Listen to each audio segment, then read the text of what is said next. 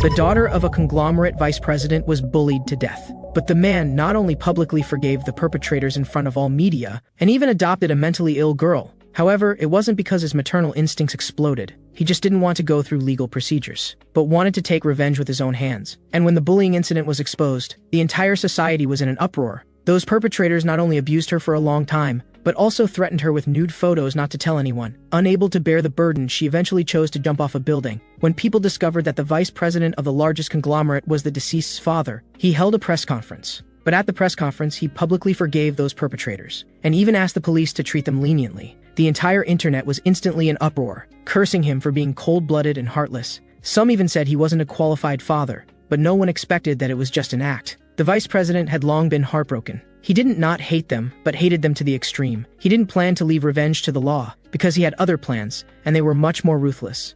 Not long after, he adopted a girl of similar age to his daughter, named Karma, meaning karmic retribution. She was an experimental subject who escaped from a North Korean laboratory, a complete psychopath with antisocial personality disorder. The vice president didn't treat her as a daughter, but as a hunting dog. He had Karma transferred to the same class at the school his daughter once attended. The goal was clear: revenge. And Karma was also very willing. She could both repay the adoption debt and enjoy the pleasure of torture and killing. Soon Karma transferred to that high school. Those perpetrators were still living carefree lives, bullying others every day. And the story that followed unfolded like the gates of hell opening. The girl used as a revenge tool was an experimental subject who escaped from North Korea. Inhumane experiments caused damage to the girl's frontal lobe. She therefore lost her sense of shame and pain.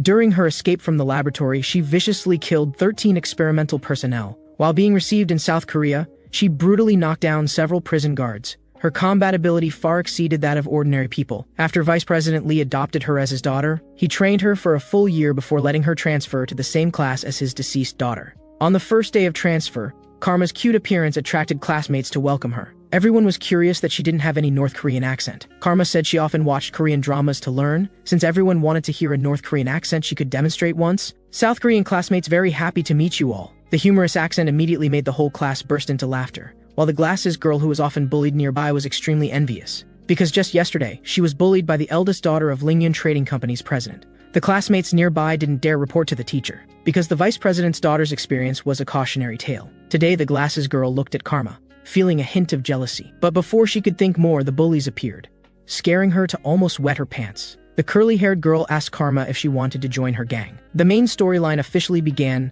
in Vice President Lee's daughter's diary. The curly-haired girl was the #1 bully. After reading her information, Karma couldn't wait to experience the taste of torture and killing. But Vice President Lee told her not to rush, because before that, there were more important things to do. Looking at the curly-haired girl who suddenly hugged her, Karma agreed to join her gang. To celebrate the new member, the curly-haired girl started bullying the glasses girl again, directly putting a black garbage bag over the glasses girl's head. Karma asked her why she was doing this. The curly-haired girl said the glasses girl accidentally knocked off her phone, although it wasn't broken, to prevent this from happening again. She planned to train the glasses girl to walk straight even with her eyes closed. The requirement was simple: just walk from here to the podium without hitting the desk. But every time she hit something, she would get beaten. Then the curly-haired girl pushed the glasses girl out. As expected, the glasses girl hit the desk corner after just 2 steps. The curly-haired girl excitedly kicked her from behind, making her fall directly onto the floor. But this wasn't over. The curly-haired girl added several more kicks. Classmates all pretended not to see. The curly-haired girl invited Karma to join the bullying game. The class monitor nearby finally couldn't stand it. Just as she was about to intervene, she found Karma took the initiative to say, "Bullying classmates is wrong. Please apologize to her immediately." As soon as these words came out, the whole class was stunned. The curly-haired girl was furious and cursed, immediately kicking Karma, and this ushered in the horn of revenge. It turned out this was exactly Vice President Lee's plan. As long as Karma successfully became a bullying victim, then he would have justification to send the curly-haired girl to that place. But he instructed Karma to endure for at least a week before fighting back. Just as Karma almost couldn't hold back and was about to retaliate, the teacher suddenly came in saying it was time for PE class. She had no choice but to endure for now.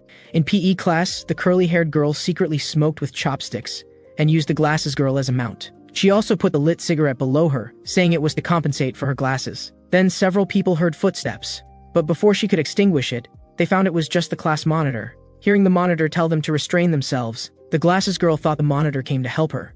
But unexpectedly, she picked up a cigarette and lit it. It turned out she was also one of Vice President Lee's daughter's bullies. The The glasses girl was immediately dumbfounded. The usually quiet monitor's true face was actually the leader of this group of bullies, and the monitor had just told them to keep a low profile because they had killed someone a few months ago. If something happened again, it might implicate herself. After all, not everyone was as saintly as Vice President Lee. Looking at her high and mighty appearance, the curly-haired girl was furious, because since middle school, the monitor had always acted like a quiet good student, pushing all the dirty work and bad reputation to herself. But once in a place with no one around, she would expose her perverted nature. Before she could react, the monitor suddenly called her, asking why she was glaring at her. Did she want to die? Then advised several people not to bully classmates in front of her. After all, bullying others would also cause withdrawal reactions. Then advised the glasses girl not to tell on them. Otherwise, I'll take your life. Then stepped on her hand. The glasses girl cried out in pain and quickly begged for mercy, saying she would keep quiet. Only then did the monitor reluctantly lift her foot. The glasses girl instinctively pulled back her hand, causing the curly-haired girl to lose balance, falling heavily, then viciously kicking the glasses girl in the face.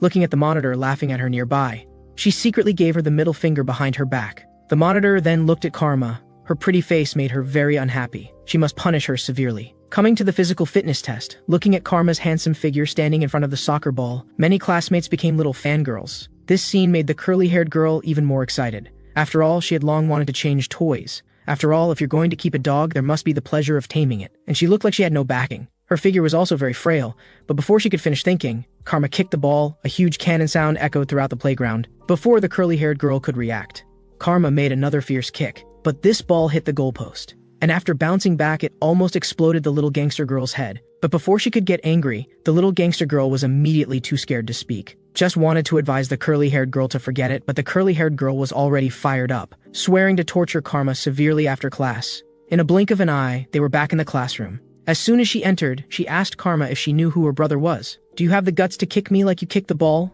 However, Karma just smiled slightly. If the ball isn't on the ground, how should I kick it? You're really cute. The curly-haired girl was so angry she was about to slap Karma. But just then, Karma punched her and sent her flying.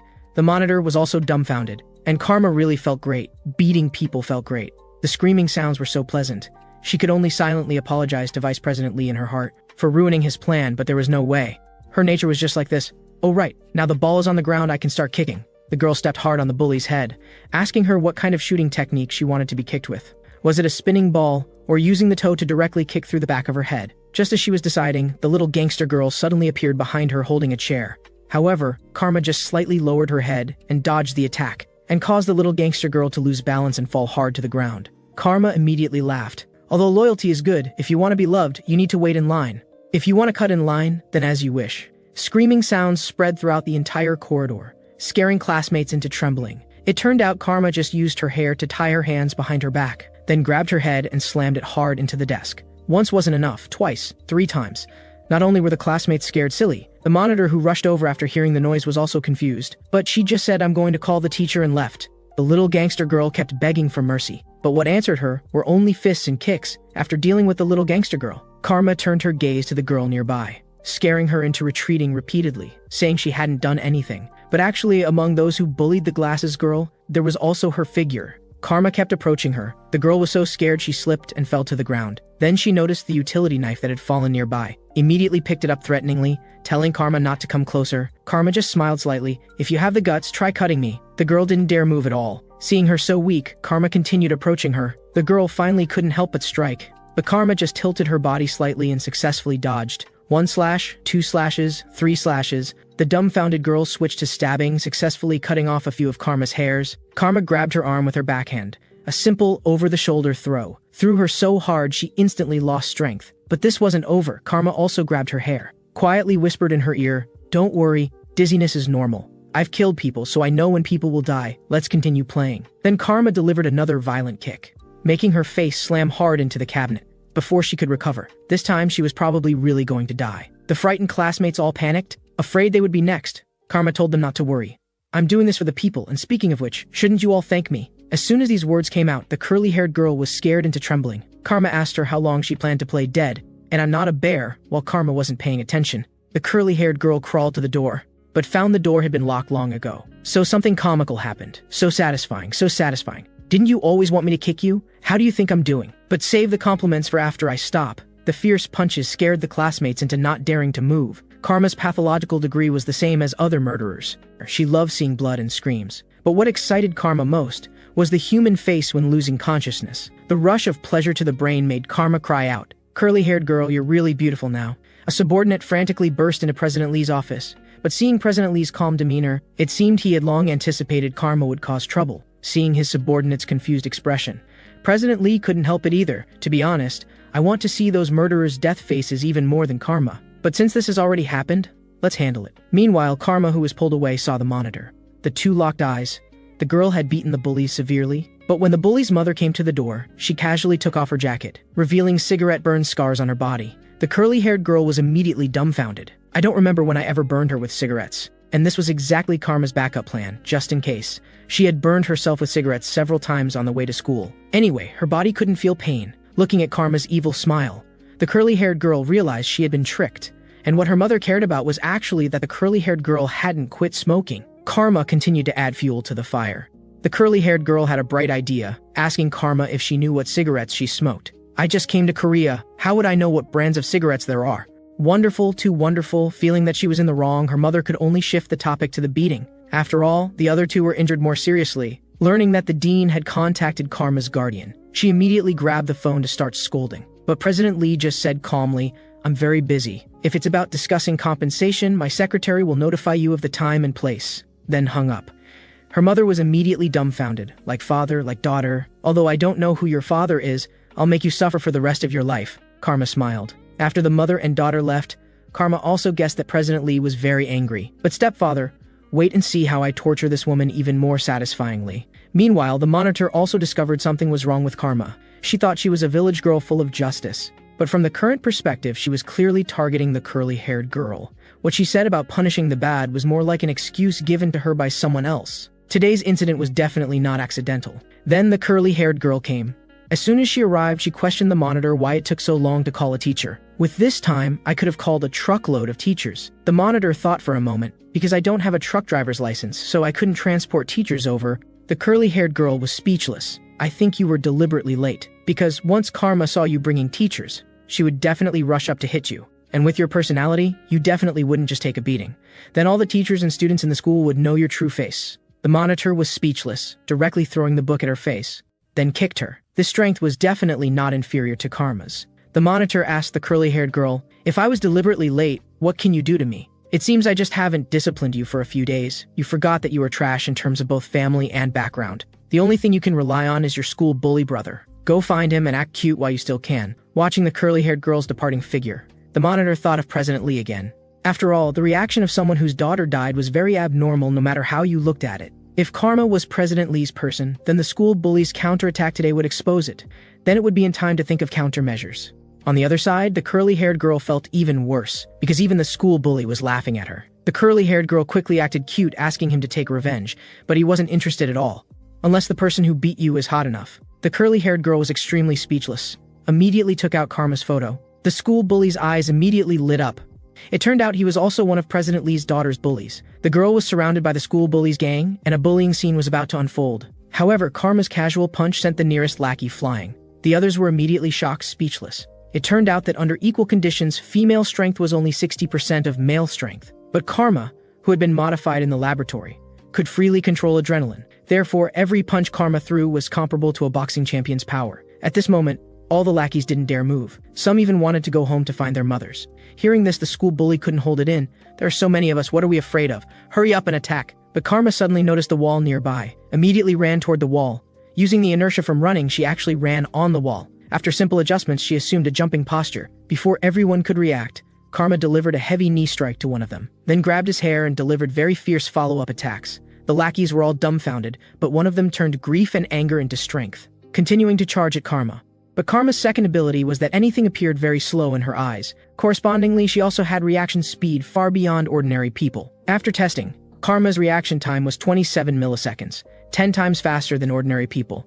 Therefore, even facing group attacks, she could easily handle them. Then one lackey suddenly hugged Karma. Another one wanted to rush up for revenge, but Karma just twisted slightly and dodged, and even gave him a kick, then reached below and grabbed hard. The man immediately loosened his grip in pain, but Karma didn't plan to let go. Instead, grabbed even harder, until it was completely crushed. The lackey from before was completely scared, immediately turned and ran. cursing crazy while running. But how could Karma easily let him go? She got up and sprinted a few steps, flew up with a kick, kicking him until he lost mobility, falling hard in front of the school bully, constantly begging the school bully to save him. But the next second, only the leader brother is left. Looking at Karma's excited face, the school bully was completely stunned. He thought she was a soft persimmon to be kneaded at will. He didn't expect her fighting ability to be comparable to a boxing champion, knocking down all his lackeys with just a few punches. At this moment, not only the curly-haired girl felt fear, the school bully also wanted to retreat. How could such a terrifying guy be defeated? But Karma saw through his intention to run at a glance. If you want to escape, then try it.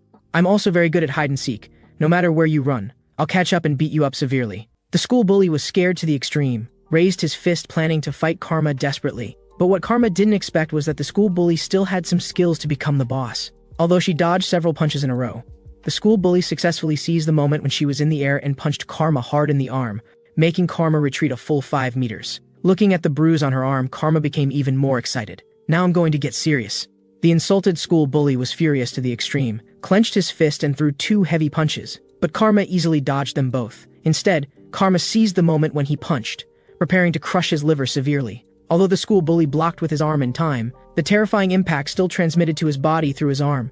The school bully was in great pain, retreating several steps. Karma was also somewhat surprised that he could block her surprise attack. The school bully really couldn't understand where Karma got such terrifying power. But if Karma only had this level, thinking about it, he started laughing. Karma was also puzzled about what he was laughing at, because I think you're not as difficult to deal with as I imagined. Karma was speechless. When I first came to school to establish dominance, I fought with the boss from the neighboring high school. That guy was 185 centimeters tall, weighed 115 kilograms, and his punches were even more fierce than yours. But in the end, I still won. Can your small frame be more durable than him? Saying this, he charged at Karma again. After throwing 2 quick punches, he found he could actually keep up with Karma's speed. It seemed she was tired. After all, she had just gone through a battle royale. The school bully didn't give Karma any chance to breathe, constantly consuming Karma's strength. Sure enough, when Karma was dodging, she accidentally tripped over the skateboard behind her. Seeing Karma expose a weakness, the school bully concentrated all his power in his fist, throwing his full-strength punch. The next moment he found Karma had disappeared.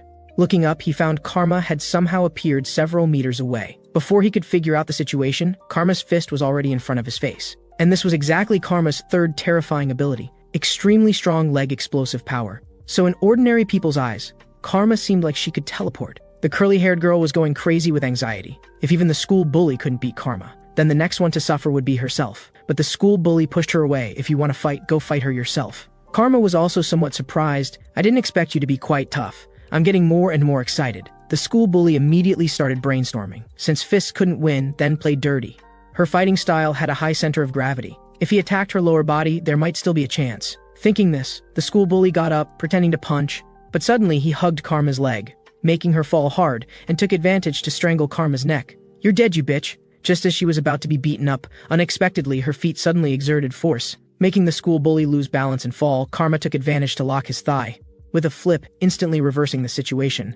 The school bully didn't understand how he suddenly ended up on the bottom. The next moment, Karma performed the very classic armbar. If not considering physical fitness, Karma's fighting was quite ordinary. But Karma's Brazilian jiu-jitsu was used to perfection. So combined with her reaction speed rivaling a leopard, ordinary people couldn't possibly beat her. If it really happened, it was only because she found it fun and was holding back. Karma asked him, "You want to fight ground combat with me? Does that mean you're mentally prepared for broken bones?" The school bully quickly begged for mercy. But Karma just reminded him, "I'm going to make my move." So she applied slight pressure with both hands. The sound of bones cracking, combined with the school bully's screams, filled the entire street. The 3 who had been beaten finally realized how lightly they were injured. They immediately turned and ran. The school bully didn't expect that the people he had protected for so long would scatter when disaster struck. Karma couldn't help but complain, "The curly-haired girl really has no loyalty. But you're not much better, and just now, I suddenly thought of an interesting idea. Break all your limbs and make you into an interesting human tumbler." The school bully quickly said, breaking just one hand,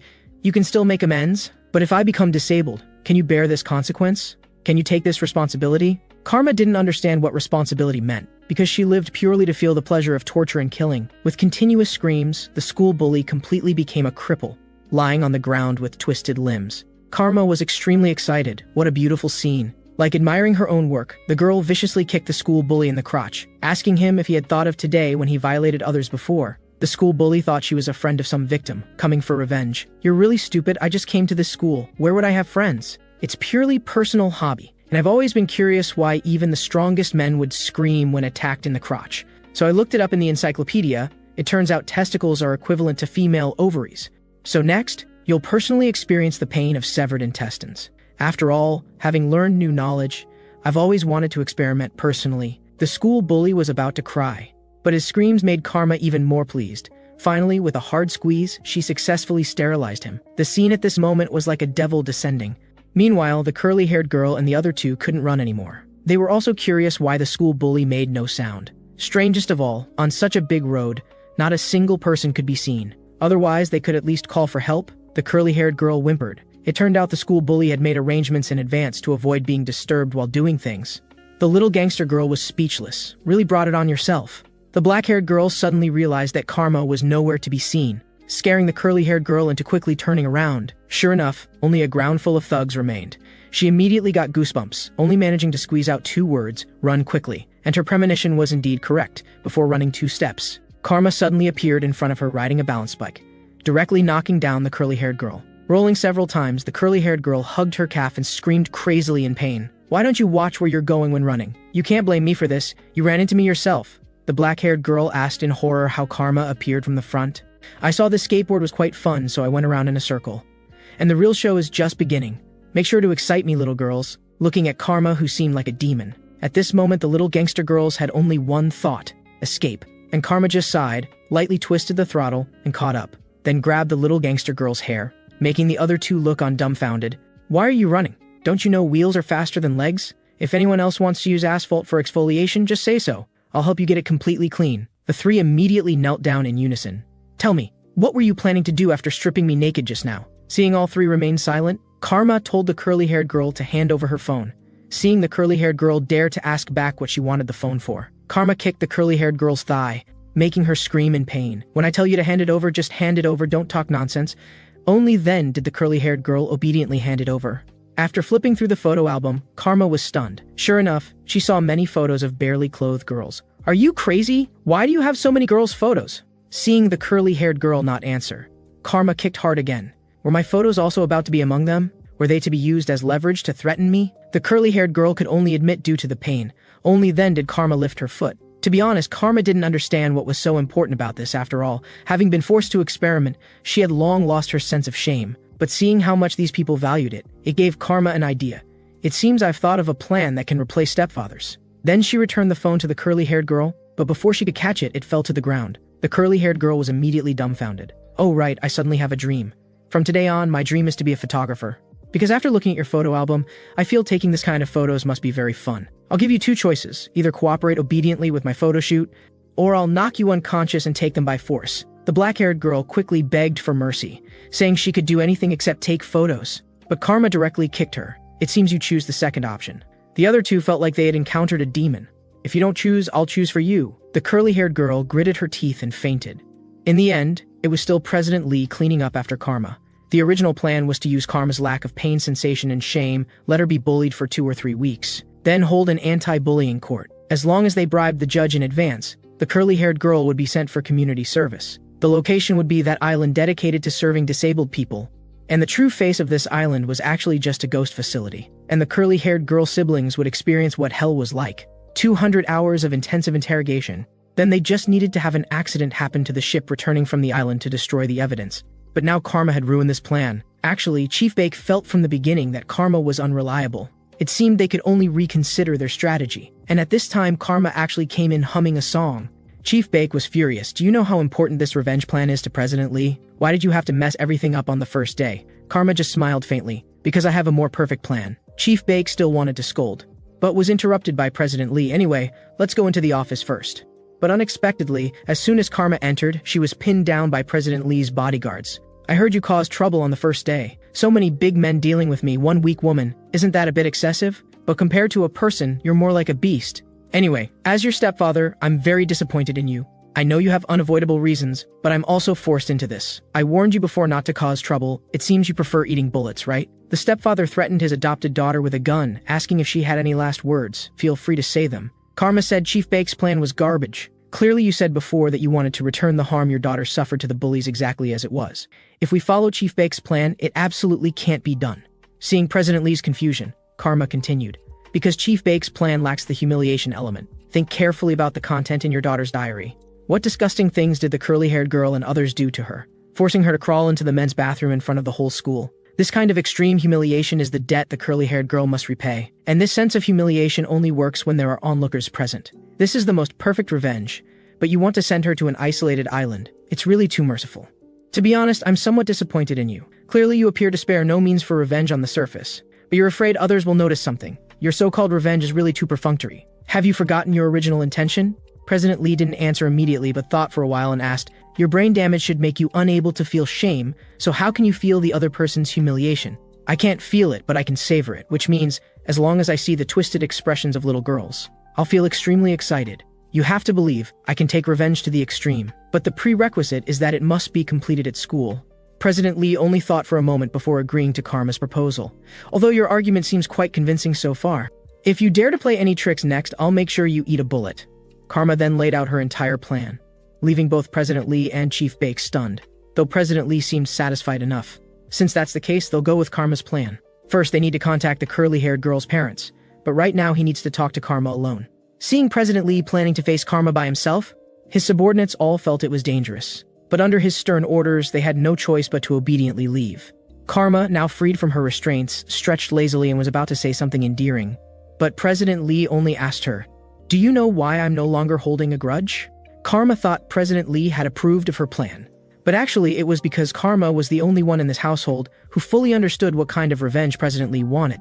So Karma's plan was very much worth considering, which is why he decided to entrust the entire revenge plan to Karma. But you're not allowed to act on your own without permission again. Karma obediently agreed and bowed to thank President Lee for giving her this opportunity. As she spoke, Karma pulled out a USB drive from her pocket. This was the audio recording President Lee had asked her to make earlier. President Lee didn't expect the evidence to be obtained much faster than he had anticipated. "Oh, I recommend you listen to recording number 6. The sound of the school bully's balls getting crushed is absolutely exquisite." President Lee immediately plugged the USB into his computer, and instantly the school bully's screams echoed throughout the entire room. Karma didn't expect President Lee to be this type of person too, listening to the screams while shedding tears. Meanwhile, in the hospital room, the school bully's mother had a breakdown, and the curly-haired girl's father was desperately going around making connections from the situation, preparing to sue Karma regardless of the consequences. After hanging up the phone, the father was heartbroken and nearly in tears, but the curly-haired girl didn't dare tell the truth, because Karma held something she feared most in her hands. "Always remember that your leverage is in my hands." The curly-haired girl could only say through tears that she was fine. Just then, the father's phone rang. The caller claimed to be Karma's guardian. After a brief conversation, the curly-haired girl's parents came to the agreed-upon building. They thought the other party was there to reconcile, but the moment they pushed open the conference room door, they were stunned. "Long time no see, Yoon-jin's father. I'm Karma's stepfather, Lee Myung-jun." When the bully's parents came knocking, they were shocked to discover that the person their daughter had been bullying was actually the heiress of the largest conglomerate. Although internally shocked, the man still gritted his teeth and mustered the courage to question. "Are you here for revenge because your daughter died?" President Lee just calmly replied, "You're overthinking it. I already publicly forgave the bullies at the press conference. How could I possibly want revenge?" But the man didn't believe it at all. "If you want to prove it wasn't you, you must give me satisfactory compensation. Otherwise, as soon as I expose your use of minors for revenge, you'll lose your chance to become the conglomerate's president." President Lee just glared at him. "Fine, then I'll tell you my compensation plan now. I heard your company recently wants to expand into the Southeast Asian market, so I'll provide full support from the conglomerate." Before the man could react, President Lee turned his gaze to the curly-haired girl's mother. "I heard you're very interested in our conglomerate's luxury brands. If you're willing to reconcile, I'll immediately upgrade you to VVIP status." The mother immediately expressed her anger. "What kind of shallow person do you think I am?" But President Lee just continued with the compensation terms. "I heard your family has a history of cancer, especially the curly-haired girl's grandmother, who just had colon cancer surgery recently. But cancer can always recur, and our conglomerate's cancer hospital has the most advanced technology. We can promise to provide lifetime free medical benefits for your entire family. Of course, lastly is the most direct compensation." President Lee snapped his fingers, and his subordinates walked in carrying several briefcases, filled to the brim with cash. "Although money cannot make up for the pain we've caused you both. This is roughly 2 billion. And besides that, I also plan to compensate you both with a luxury apartment worth 5 billion. Do you think this amount is sufficient for now?" Unexpectedly, the man suddenly started laughing. "You read people well. It's just my son missing one testicle. I was already worried he'd cause trouble someday anyway. Might as well take this opportunity to cut off the other one too. But the woman suddenly whispered something in his ear, because her intuition told her things weren't this simple. The man replied, "Don't worry, I know there's definitely something fishy about this, but just follow my lead." Then the man asked President Lee, "Do we need to write up an agreement right away?" But President Lee said before that, he had 2 conditions. First, the bullying incident must be kept strictly confidential. The man readily agreed. Next came the second condition, which was revealed as the door opened. And that was to let Karma continue studying at school. "Through this incident, you should know that my stepdaughter cannot adapt to Korean life. So she needs friends around her who can help her. I hope the curly-haired girl can play this role. Since I heard you're close with the principal, would you be willing to lend me a hand?" Before he could respond, Karma spoke up. "I'm very sorry for the violence against your children. And to make up for my mistakes, I hope you both can give me a chance. I promise that even after graduating high school, I'll continue to maintain my friendship with the curly-haired girl. You can also consider this as a bond between our 2 companies, so I'm very earnestly begging you both to agree." Looking at Karma's serious expression, both of them showed greedy looks. Success finally succeeded in obtaining the right to torment the curly-haired girl at will. "Don't celebrate too early, you two. Someday I'll make you pay back 100-fold. Karma smiled slightly. "It seems the compromising photos in my hands haven't been exposed, and now I essentially have double insurance. Finally, I can get my revenge without any obstacles." Meanwhile, the curly-haired girl was somewhat excited, thinking Karma would be kneeling before her parents right now, crying and begging for mercy. After all, her brother had become a cripple. As long as Karma gets abandoned, the one who laughs last will definitely be me. Every night, the conglomerate's vice president would be awakened by nightmares of his daughter being bullied. Although he didn't want to read his daughter's diary, the contents could constantly remind him of the torture his daughter had endured while alive. And the revenge plan officially entered its second phase. He asked Karma why she wasn't sleeping yet. Karma said, "Just thinking about being able to toy with the curly-haired girl at will from now on makes me too excited to sleep." President Lee didn't say much, only hoping Karma could destroy everything about the curly-haired girl. Karma grinned. "I guarantee I'll complete the mission." The next day, the entire school was in an uproar. Even though Karma had just crippled the school bully yesterday, she could still come to class completely unharmed today. The curly-haired girl also didn't understand why her father told her yesterday that she must get along well with Karma, and that she absolutely had to do so, leaving her completely confused. But no matter how angry she was, she didn't dare say no. Karma suddenly stood up, startling the curly-haired girl into trembling. "Unjin, bring your little followers and gather at the lockers." The monitor was also confused about what was happening. As the 3 gathered, the curly-haired girl timidly asked what she wanted to do. Karma said, "Don't be afraid, let's get along well from now on. To show our reconciliation, let's play a game. The dog-walking game that everyone from young to old enjoys." The curly-haired girl was completely dumbfounded. Black Hair quietly asked, "It's not what I'm thinking, right?" Karma said, "Of course not." She just sighed. Then Karma said it was putting dog collars around their necks for a walking game. The classmates couldn't believe they were playing this big at school. "So next, let me explain the roles you'll be playing. Say he looks like a mischievous sprite, so she's a beagle.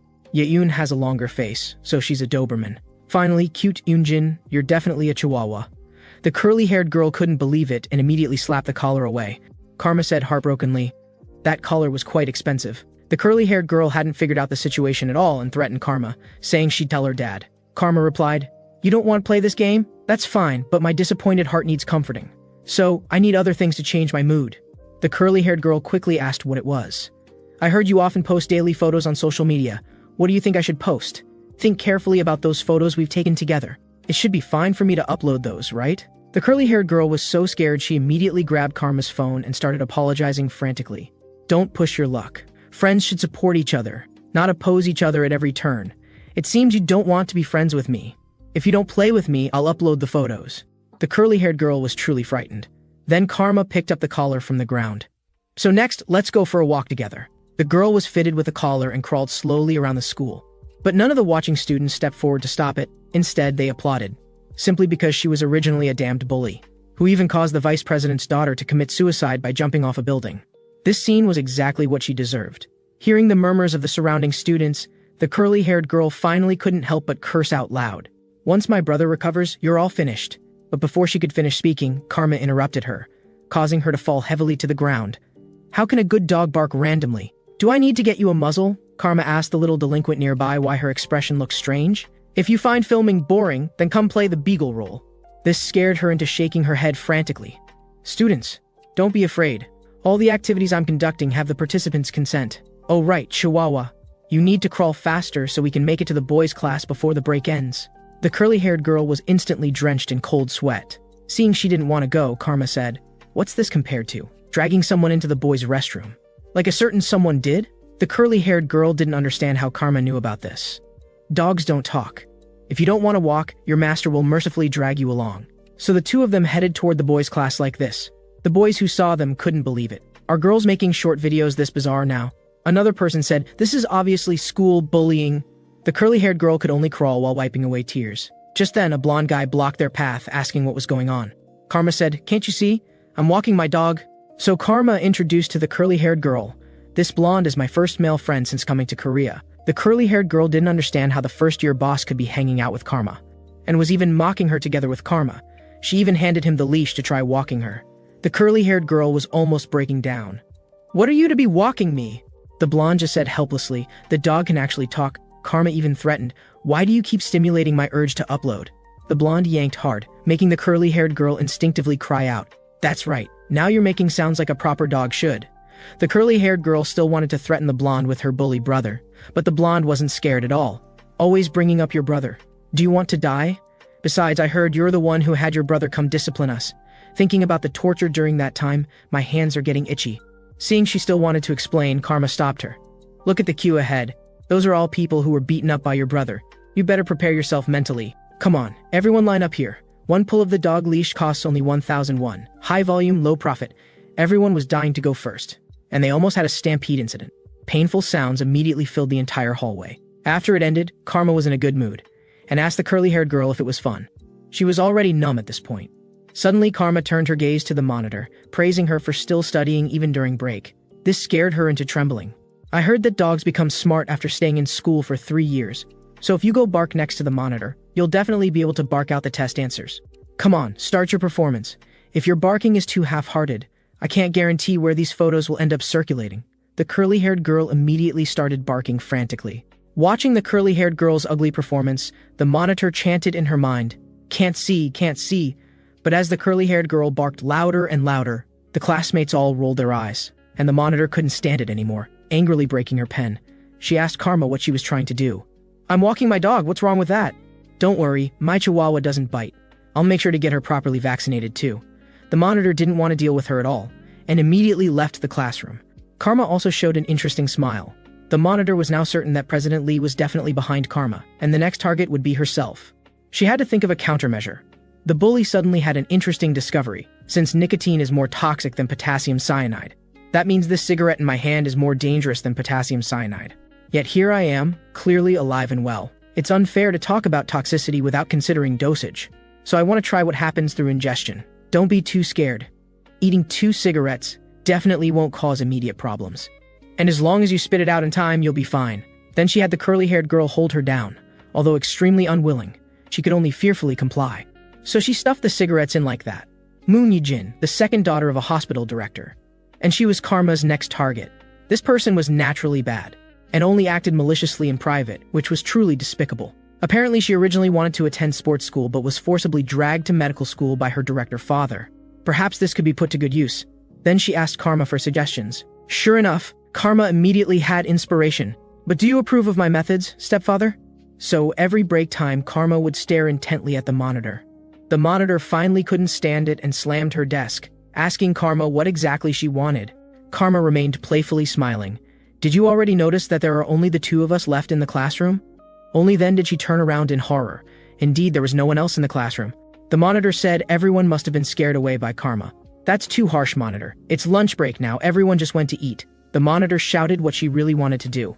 Karma just teasingly said, "A murderer can still concentrate on reading books?" The monitor was only stunned for a moment, then calmly said, "I didn't kill anyone. That person committed suicide.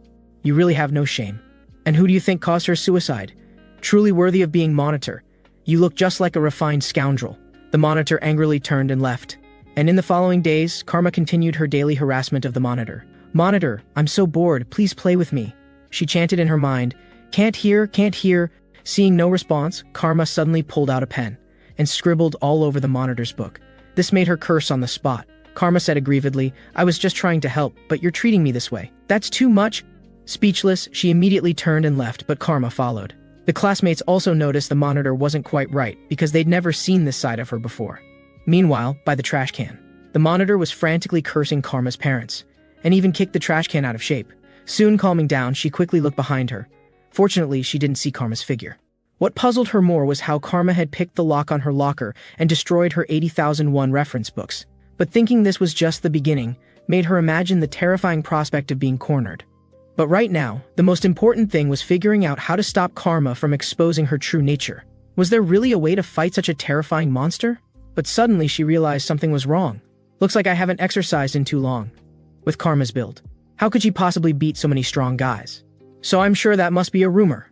The real fighters must be thugs President Lee hired. This might all just be a bluff, so I don't need to be afraid at all.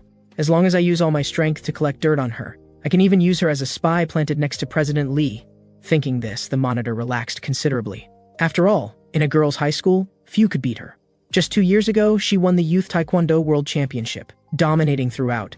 If not for her father forcing her to go to medical school, she would have already gone abroad to compete for the national team. The monitor, preparing for revenge, pushed open the classroom door and found classmates giving her strange looks. Before she could figure out what was happening, a classmate leaning against the classroom door was still gossiping about her. With the monitor's terrifying appearance, it would be weird if she wasn't a delinquent. Another person quickly reminded her the monitor was behind her, and she was shocked into silence. The monitor also calmed down, smiling as she walked in and asked what they were chatting about. "Why is the whole class talking about me behind my back? You idiots." After cursing, the monitor began looking for the source of the rumors. Could it be Karma? But she was just a transfer student who had just arrived. She couldn't possibly make classmates believe her immediately, and this was definitely just the beginning. Thinking this, she immediately turned toward the curly-haired girl, and seeing how she didn't dare lift her head, the monitor immediately confirmed it was her. The next second, she pushed her to the ground and pressed her foot against her neck. "I warned you before not to talk nonsense. Seems like you can't understand human speech at all." Then came a beating. "You better prepare yourself mentally. After I'm done dealing with Karma, it'll be your turn, you idiot." Strictly speaking, the current situation was all because of Karma. She had to torture her severely. The next day, the monitor began her plan. Karma curiously asked where she was going. The monitor said it was their turn to clean the laboratory. Karma was puzzled. She hadn't heard the teacher say anything about this. The monitor said seriously, "Why ask so many questions? Just follow me." Karma chuckled coldly. "Looks like there's going to be some fun again." Once in the laboratory, while Karma was looking around, the monitor quietly locked the door. Karma asked what they were doing now. The monitor said to move the basket on the floor to the table. While Karma walked away, she went to a cabinet and looked at the hydrochloric acid inside. Just as Karma asked where to move the basket, she grabbed the hydrochloric acid and splashed it at Karma. But Karma just sidestepped and dodged it completely. But the next second, she was kicked. Seeing Karma take her move, the monitor really didn't expect her reaction to be so fast. Seeing the trace of blood at the corner of Karma's mouth, the monitor became even more confident. "An opponent like this is worthy of me using my full strength for fun. Let's have a good fight today, sister." Karma excitedly wiped her mouth. "You're finally willing to play with me. I'm so happy, monitor." Seeing Karma's defensive stance, the monitor realized Karma must have trained too, though she didn't know how capable she was, but she definitely wasn't as skilled as herself. Seeing Karma standing still, the monitor chose to attack first. The moment she approached Karma, the monitor kicked out with powerful force, but Karma easily dodged it. The reason she was called a monster by outsiders was because she could perform 130 kicks containing her full body weight per minute. Not only was the speed extremely fast, but the power contained was enough to easily shatter ordinary people's bones. But she quickly discovered a problem. Even though Karma seemed to be at a disadvantage, her expression showed no panic at all. And her responsibility was more perfect than imagined, meaning her attacks just now were completely ineffective. "If this continues, my stamina will definitely be depleted first." Karma suddenly laughed out loud. "How can there be an idiot who corners the enemy but stops attacking? Did you already realize that your proud kicking techniques are useless against me?" The monitor's heart jumped when she was called out. Then Karma threw an ordinary punch. Although it caused no damage, it already let the monitor feel Karma's terrifying speed that was like teleportation. Karma just smiled slightly. "Now it's my turn, monitor. You better prepare yourself mentally." Another punch, and the monitor was already struggling somewhat. What was more terrifying was that Karma's punch had actually created wind pressure. Only then did she finally realize something was wrong. So scared, she stomped hard and retreated several steps. But suddenly, Karma's voice came from beside her. She turned to look and realized what she'd just seen was only Karma's afterimage. Before she could react, the monitor was instantly sent flying several meters. Her bones were really hard, though. Taking one of Karma's punches without disfigurement, Karma couldn't help but praise her quick reactions. She was now completely dumbfounded. This exaggerated punching power and speed, was this really human? Even without letting her guard down for a moment, she couldn't capture Karma's movement trajectory at all. Now it's your turn to be cornered, Monitor. But in such a narrow space, how can you perfectly display your taekwondo advantages? Although panicking inside, the Monitor still forced herself to calm down and look for opportunities. Right now, Karma had obstacles on both sides, so her attacks would definitely only come from the front. As long as she was more careful, she could definitely find a chance. Sure enough, she immediately caught Karma's small movement, and successfully seized this half-beat opportunity to deflect Karma's attack with one kick. But Karma remained expressionless. The Monitor was stunned too, but having gained experience, she became much more confident. Karma looked down and found her foot was getting restless. Seeing Karma hesitate to attack again, the Monitor delivered another powerful flying kick. Karma clicked her tongue. It seemed Karma was getting anxious because she couldn't get close. If she wanted to step on the table to attack, she'd be kicked down with one blow. Although the Monitor's thinking was optimistic, Karma's operation was something she couldn't anticipate. In that instant, Karma seized the opportunity and swung with full force. With the crash of the Monitor hitting the equipment, Karma was truly angry. So you have long legs, huh? If you're not satisfied, get up and keep fighting. That punch just now was my real level. If you hadn't defended against it, you'd be in heaven right now. The Monitor realized Karma wasn't bragging, it was a powerful fact. Having lost her fighting spirit, she now only wanted to escape. But Karma grabbed her hair and casually threw her backward. You just said you wanted to have a good fight, so why do you want to run now? Besides, I have a performance I want to show you. With a forceful swing, she easily dismantled the door lock. The Monitor was completely dumbfounded. This person was definitely not human. So now let's seriously have a good fight, my dear Monitor. You better prepare yourself mentally. Karma smiled coldly and told the Monitor to get up quickly. I'm not done playing yet.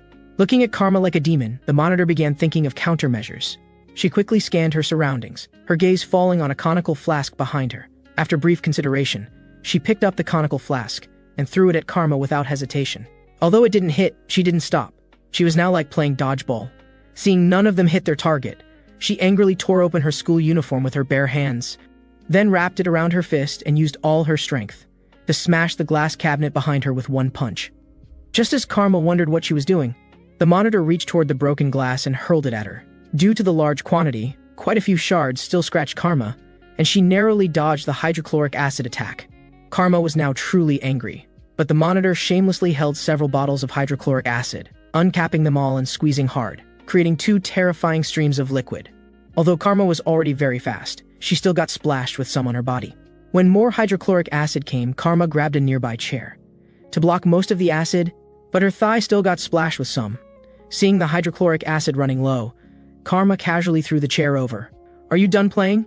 Now it's my turn. The Monitor, out of ammunition, raised both hands wanting to surrender, but Karma was never someone who showed mercy. Seeing Karma charging toward her, she kicked the chair from earlier, but Karma still dodged it. When Karma looked up, the Monitor was already holding the chair ready to smash down, but it was still futile. More outrageous was that she actually seized the moment the chair fell to kick it with her terrifying flying kick toward Karma, causing Karma's arm, ribs, and collarbone to fracture. The Monitor also clearly heard the sound of bones cracking and her confidence soared. Injured this badly, she definitely can't fight anymore. However, just as she pressed her advantage, Karma's casual punch sent the Monitor flying several meters. She couldn't understand why Karma's fighting power hadn't decreased at all despite the bone fractures. But she'd never guessed that Karma felt no pain at all. You actually dared to fracture my bones. You better prepare yourself mentally. The Monitor was almost breaking down. What kind of normal person can still move freely with broken bones? Just as Karma was about to strike, knocking sounds suddenly came from the door. The Monitor didn't expect this. Shouldn't the teacher be in a meeting at this time? But this was perfect. She could finally escape this demon. However, Karma just smiled. Time is tight. Looks like I only have one chance to strike. The Monitor quickly started talking to buy time, then took a defensive stance. As long as she held out until the teacher came in, she could successfully escape. You know, Monitor, boxing isn't actually my specialty. My real forte is the kicking techniques you're so proud of. As the Monitor was shocked, Karma also kicked her arm, but suddenly she found it didn't hurt at all. Just as she was excitedly preparing to counterattack, Karma suddenly leaped into the air, grabbed the Monitor's head with her left hand, and delivered an elbow strike that sent her straight to hell. Watching the Monitor fly several meters away, Karma smiled slightly. I deliberately let you grab my foot, returning your first move to you in my own way. The knocking outside was getting more urgent, but it looked like it would still take some time to get in. So in this spare time, let me play with you properly. When the Monitor slowly opened her eyes, she was horrified to discover she had passed out. She quickly looked around for Karma's figure, only to suddenly realize her opponent was somehow on top of her. Just as she tried to struggle, she realized her hands were firmly controlled. Hearing the monitor's incessant shouting, Karma only felt annoyed, and immediately lifted her back. The monitor was shocked and blushed with embarrassment.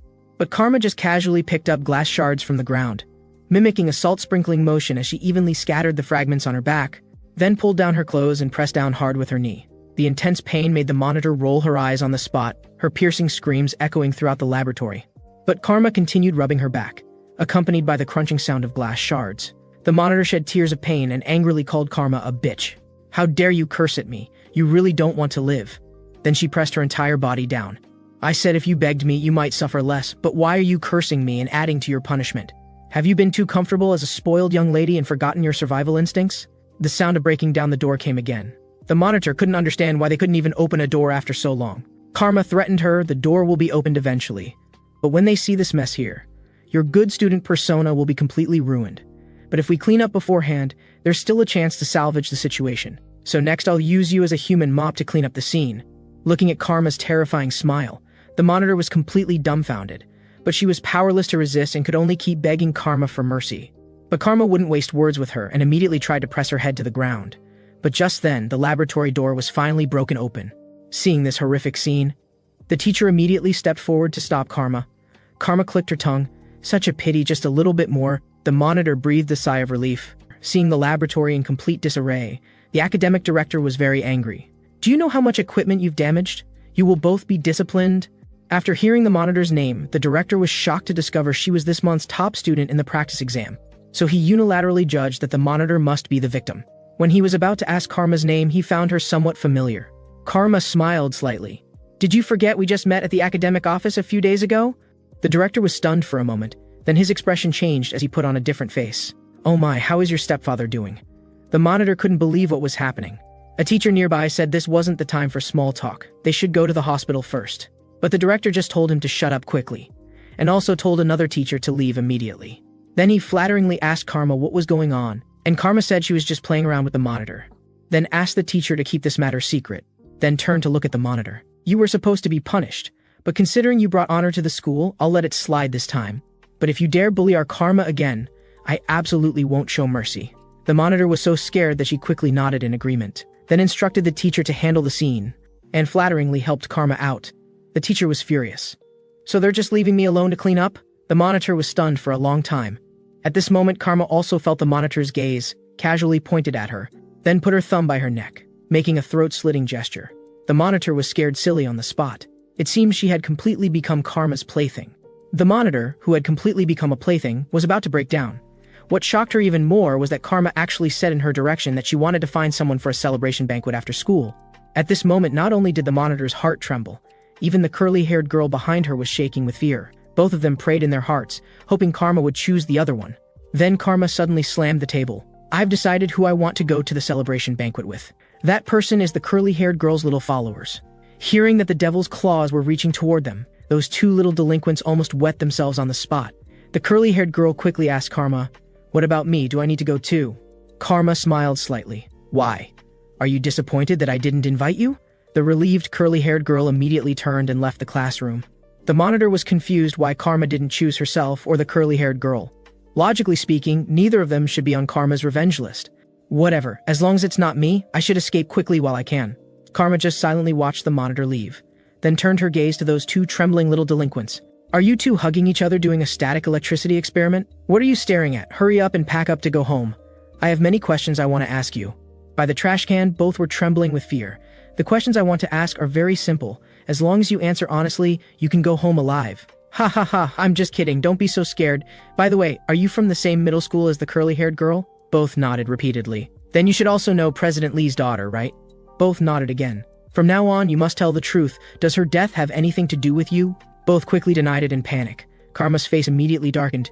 "Do you think I can't find out if you lie? Not only have you been best friends with the curly-haired girl since first grade, but you're also good friends with another perpetrator, Jiang Yaxian." The little delinquent was about to cry. She did have a good relationship with her, but later they grew apart, and that Jiang Yaxian, I only met her once. Because she's an even more terrifying person than the monitor, I didn't dare get close. Seeing that the little delinquent wasn't lying, Karma was quite disappointed. Her playthings were reduced by 2. What a pity. "I believe what you said, but you need to run an errand for me. From now on, I'll focus on dealing with the monitor. but then no one will be watching the curly-haired girl. So I plan to outsource the job of bullying the curly-haired girl to you two. Both were too scared to agree, but Karma just reminded them, don't forget what kind of photos I have of you. And if you can do what I assign well this semester, I'll delete them after the semester ends. Both immediately nodded eagerly in agreement. Oh, and everything I just said must be kept secret. Both immediately played dumb. What did we just talk about? We don't remember. And this part was also a task assigned by President Lee. His daughter originally had quite a few friends, but they all distanced themselves from her after she was bullied. She persisted alone like this, just to protect this useless father and the entire group from that monster. The burden on her shoulders was too heavy, so I must give the curly-haired girl a gift. Give her the pain my daughter once experienced, and that bone-deep loneliness. Today the little delinquents started their work. Seeing the two ignoring her, the curly-haired girl still wanted to get closer, but the little delinquent just slapped her hand away. Stop pretending. We got in trouble yesterday because of you, but you ran away by yourself. We won't associate with you anymore, just like how you abandoned us yesterday. The curly-haired girl was furious. If it had been me left behind yesterday, you would have run first too. Breaking up friendship over this, are you even human? Besides, the evidence in Karma's hands was all filmed by you guys. In that case, we're completely done. Then she left the classroom in grief. The classmates were buzzing with discussion. This drama was too explosive. The monitor was also watching with cold sweat, though she really wanted to drop out immediately. But if she dropped out, the one who would be hurt would definitely be her family business. And the family would definitely hand her over to President Lee to protect the business. Her terrifying father would definitely do that. Now she could only rely on herself. Yesterday Karma was beaten by her and got a fracture. She would definitely rest today. She must think of a solution while she's not here, but before she could start thinking, the classroom door was casually pushed open. Sorry, Karma is late today. All the students were dumbstruck. The monitor was even more stunned. Karma walked directly to the monitor's side, scaring her into a cold sweat. By the way, monitor, from today on I'm going to sit next to you. Please take care of me. The monitor felt doomed. Now even during class time, she would have to endure Karma's torture. Karma casually placed her backpack on the monitor's desk. There's a gift I prepared for you inside. The monitor was puzzled about what was inside. Unexpectedly, the backpack started wriggling by itself. Go ahead and open it, my dear monitor. It'll definitely give you a big surprise. Looking at Karma's expectant eyes, the monitor felt her scalp tingling, because she discovered that something in Karma's backpack was actually wriggling. Combined with Karma's expression, the monitor could almost be certain that the bag definitely contained something terrifying. The monitor angrily shouted, "Get lost!" Karma looked at her expressionlessly. "It seems I'll have to open the gift for you myself." Karma's hand was rummaging in the bag. Along with a sound of water flowing, Karma smiled slightly and actually pulled out a pine leaf crab. Not only were all the classmates stunned, the monitor was also confused. Has this guy gone crazy? And this is still alive? Karma just smiled and said, "Pets have always been the best diplomatic gifts since ancient times." But the monitor didn't think so. Can crabs even be considered pets? Besides, it's an aquatic creature. This is animal abuse right now. It seems you're a bit ignorant, monitor. Crabs can survive on land too. And isn't it ironic for you to say animal abuse? Seeing that the monitor didn't want to deal with her, Karma brought the crab claw closer, and it obediently clamped down hard, making the monitor scream in pain, and the crab claw gripped tighter and tighter. It took the monitor a while to react and shake it off. She immediately cursed at Karma, asking what she was trying to do. Karma started explaining that cancer in English is called cancer. This word comes from the ancient Greek word for crab, because crab shells and tumor spread patterns are similar. And there's also a theory that the pain of cancer is very similar to being pinched by a crab. So don't you think crabs are the key reason why a certain female student jumped off a building? The monitor was immediately stunned. How much does this guy actually know? So monitor, you should have guessed what game we're going to play next. My little crab will frantically pinch your thighs during class time. The purpose of this experiment is to see whether you, monitor, can overcome the pain and focus on studying. The monitor was speechless. Is this guy an idiot? Then I'll just report to the teacher on the spot. And looking at the crab's condition, it probably won't last through the first class. Let me see how you're going to torture me. Soon it was class time. Karma was still very focused on watching the monitor's every move. Then she brought the crab close to the monitor. The little crab pinched down. The monitor almost cried out, but she quickly composed herself and stood up, reporting to the teacher that Karma was pinching her with a crab. But the teacher just looked at Karma with a dark expression and found her looking at him innocently, then told the monitor to sit down quickly, saying such jokes weren't funny. The monitor was immediately dumbfounded. Does my word as a top student have so little credibility? So she steeled herself and directly kicked Karma's desk flying. Before the teacher could react, she told the teacher to look at Karma's hands. See for yourself. What is this if not a crab? The teacher was immediately surprised and speechless. But after calming down, he just peacefully told Karma to play after class, then told the monitor to restore the desk and continue class. The monitor was immediately full of question marks. What the hell is going on? And Karma just turned to look at her, showing an evil smile. It turned out that before class started, the academic director had a meeting about Karma's situation. Because President Lee had donated a lot of funds to the school, so even if Karma caused trouble at school, they must treat her leniently.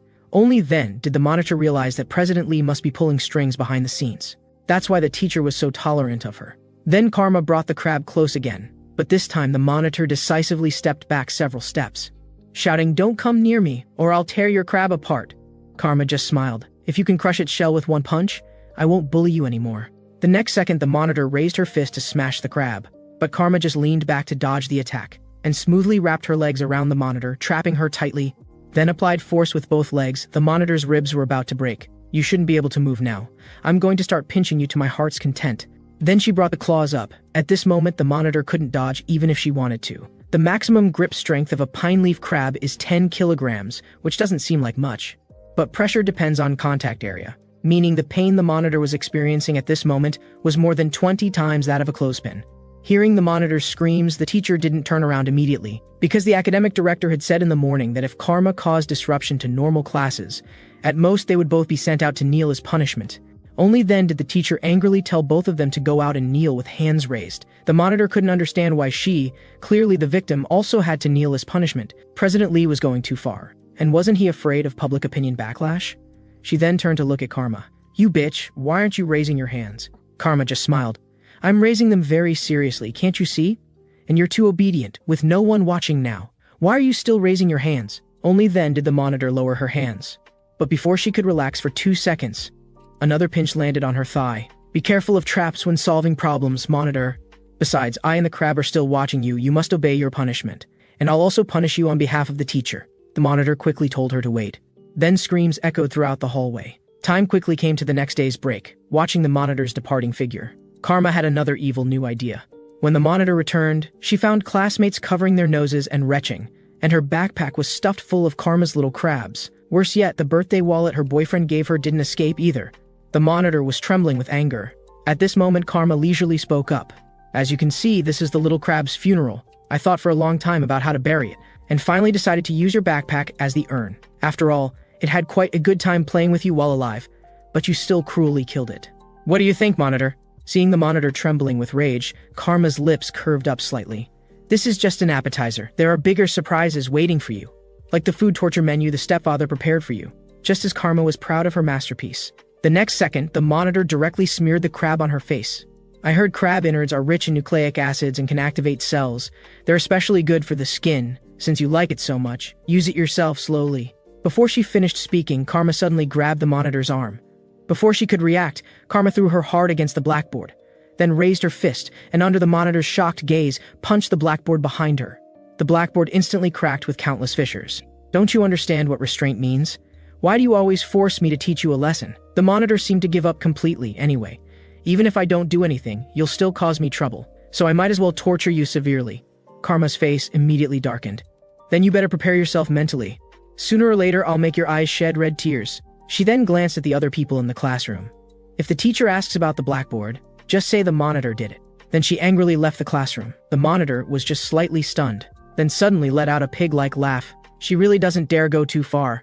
It seems President Lee has already warned her not to cross legal boundaries. Choosing to act at school actually trapped her. From the current situation, President Lee plans to resolve me within the school, but this actually makes me safer. So next is my last chance to fight back. Let's see who the final person standing will be. Soon it was break time. The monitor hadn't felt this relaxed in a long time. Next, she just needed to record Karma's violent behavior, then expose it together with President Lee, and you'll be finished. Coincidentally, Peiduya's grandmother is a director at a major media company. Let's see how long Lee Myung-jun can last under media impact. But just as she was feeling proud, she suddenly noticed a familiar figure.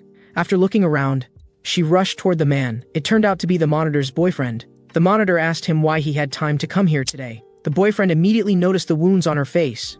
The monitor explained that she accidentally got them and quickly changed the subject. But the boyfriend suddenly became serious, asking if she was involved with delinquents. The monitor was immediately stunned. Which bastard was spreading rumors? "My friend's sister goes to the same school as you. She said recently there's been a group of crazy women causing trouble, making her afraid to go to school, and rumor has it you're one of them. So, do you have anything you want to explain to me?" Seeing the monitor didn't refute, The man was extremely angry. "You should know how much I hate delinquents. What's even more ridiculous is that I actually heard rumors about my girlfriend eating cigarettes for classmates. So aren't you going to explain? Hurry up and refute me. Tell me I got it wrong." So the monitor gritted her teeth and began her Oscar-worthy performance, tearfully saying those were just rumors, and even took off her jacket in front of him, revealing the wounds inside. Saying she'd been bullied recently, the man was left speechless by her explanation, then quickly hugged the monitor and started apologizing frantically. Seeing that she finally got through it, the monitor became even more angry. The rumors were spreading much faster than she expected. She needed to think of a countermeasure quickly. After all, such handsome and considerate men weren't easy to find. If they broke up because of this, she would definitely kill Karma first, then commit suicide. However, she didn't know that at this moment, Karma was watching all of this from a tree.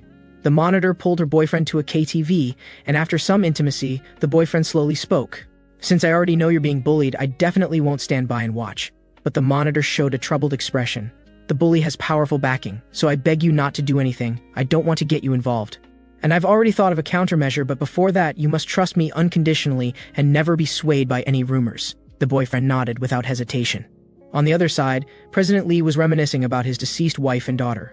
Recalling his daughter's life bit by bit, his heart ached like a knife, and his eyes darkened accordingly. "I must make the perpetrators pay back this pain 100-fold. I will personally prove that hell truly exists." At this moment, Karma and the Chief Bake walked in, bringing new intelligence. The monitor's boyfriend is the ace of the senior tennis team, practically a perfect male god. Excellent in both studies and sports, but his only flaw is being indecisive and easily influenced by others. He and the monitor have been dating for 2.5 years. They first met at a competition 2 years ago. Because the monitor was forced to give up entering sports school, she became very dependent on her boyfriend. He could be said to be the monitor's only spiritual pillar. President Lee was puzzled about what the revenge plan had to do with him. Karma's lips curved up.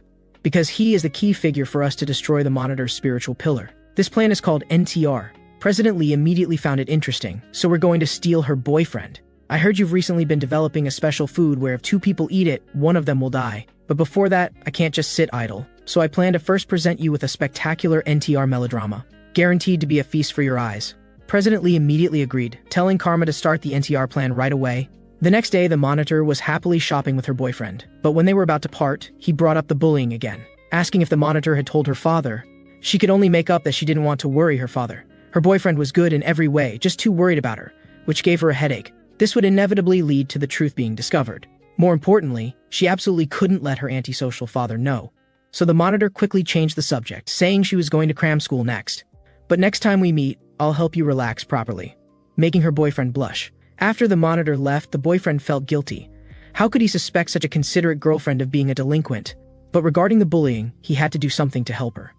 Just then, someone called his name from behind. Karma had indeed started to act. However, with just one glance, the man was shocked. Was this a fairy descending from heaven? He quickly shook his head, dismissing this absurd thought. Karma walked up with a smile. "Hello, I'm the monitor's classmate.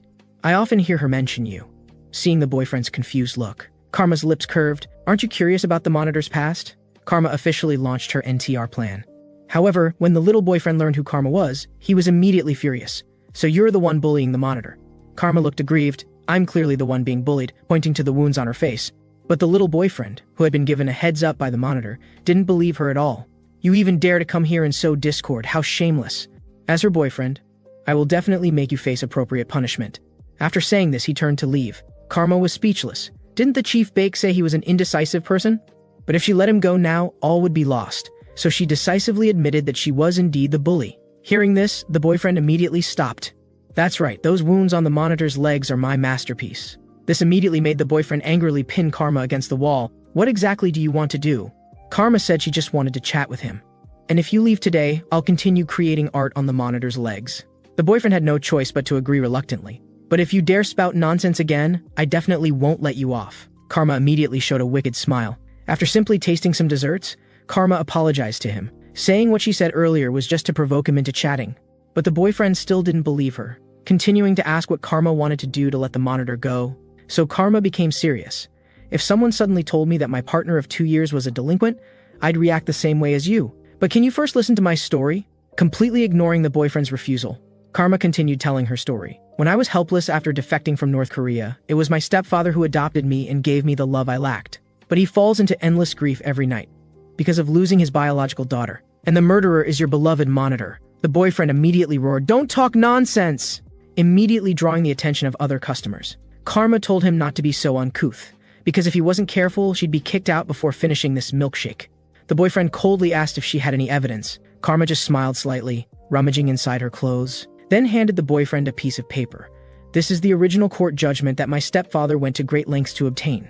It clearly records the defendant's information. You can carefully see if one of the perpetrators is your girlfriend." But he just glanced at it and angrily said, "Are you kidding me? I could forge these few pieces of broken paper too." Karma was speechless, but she had already anticipated this situation, so she took out a tablet showing the court's official website, which clearly recorded the monitor's name. But he immediately retorted that this was a photoshopped image. Karma said, "This is the court's official website. If you don't believe it, you can use your phone to search for this case on the official website yourself." He collapsed and said this must just be someone with the same name. He absolutely didn't believe it. He was so obsessed that he even wanted to call the monitor on the spot to confirm. But Karma immediately stopped him.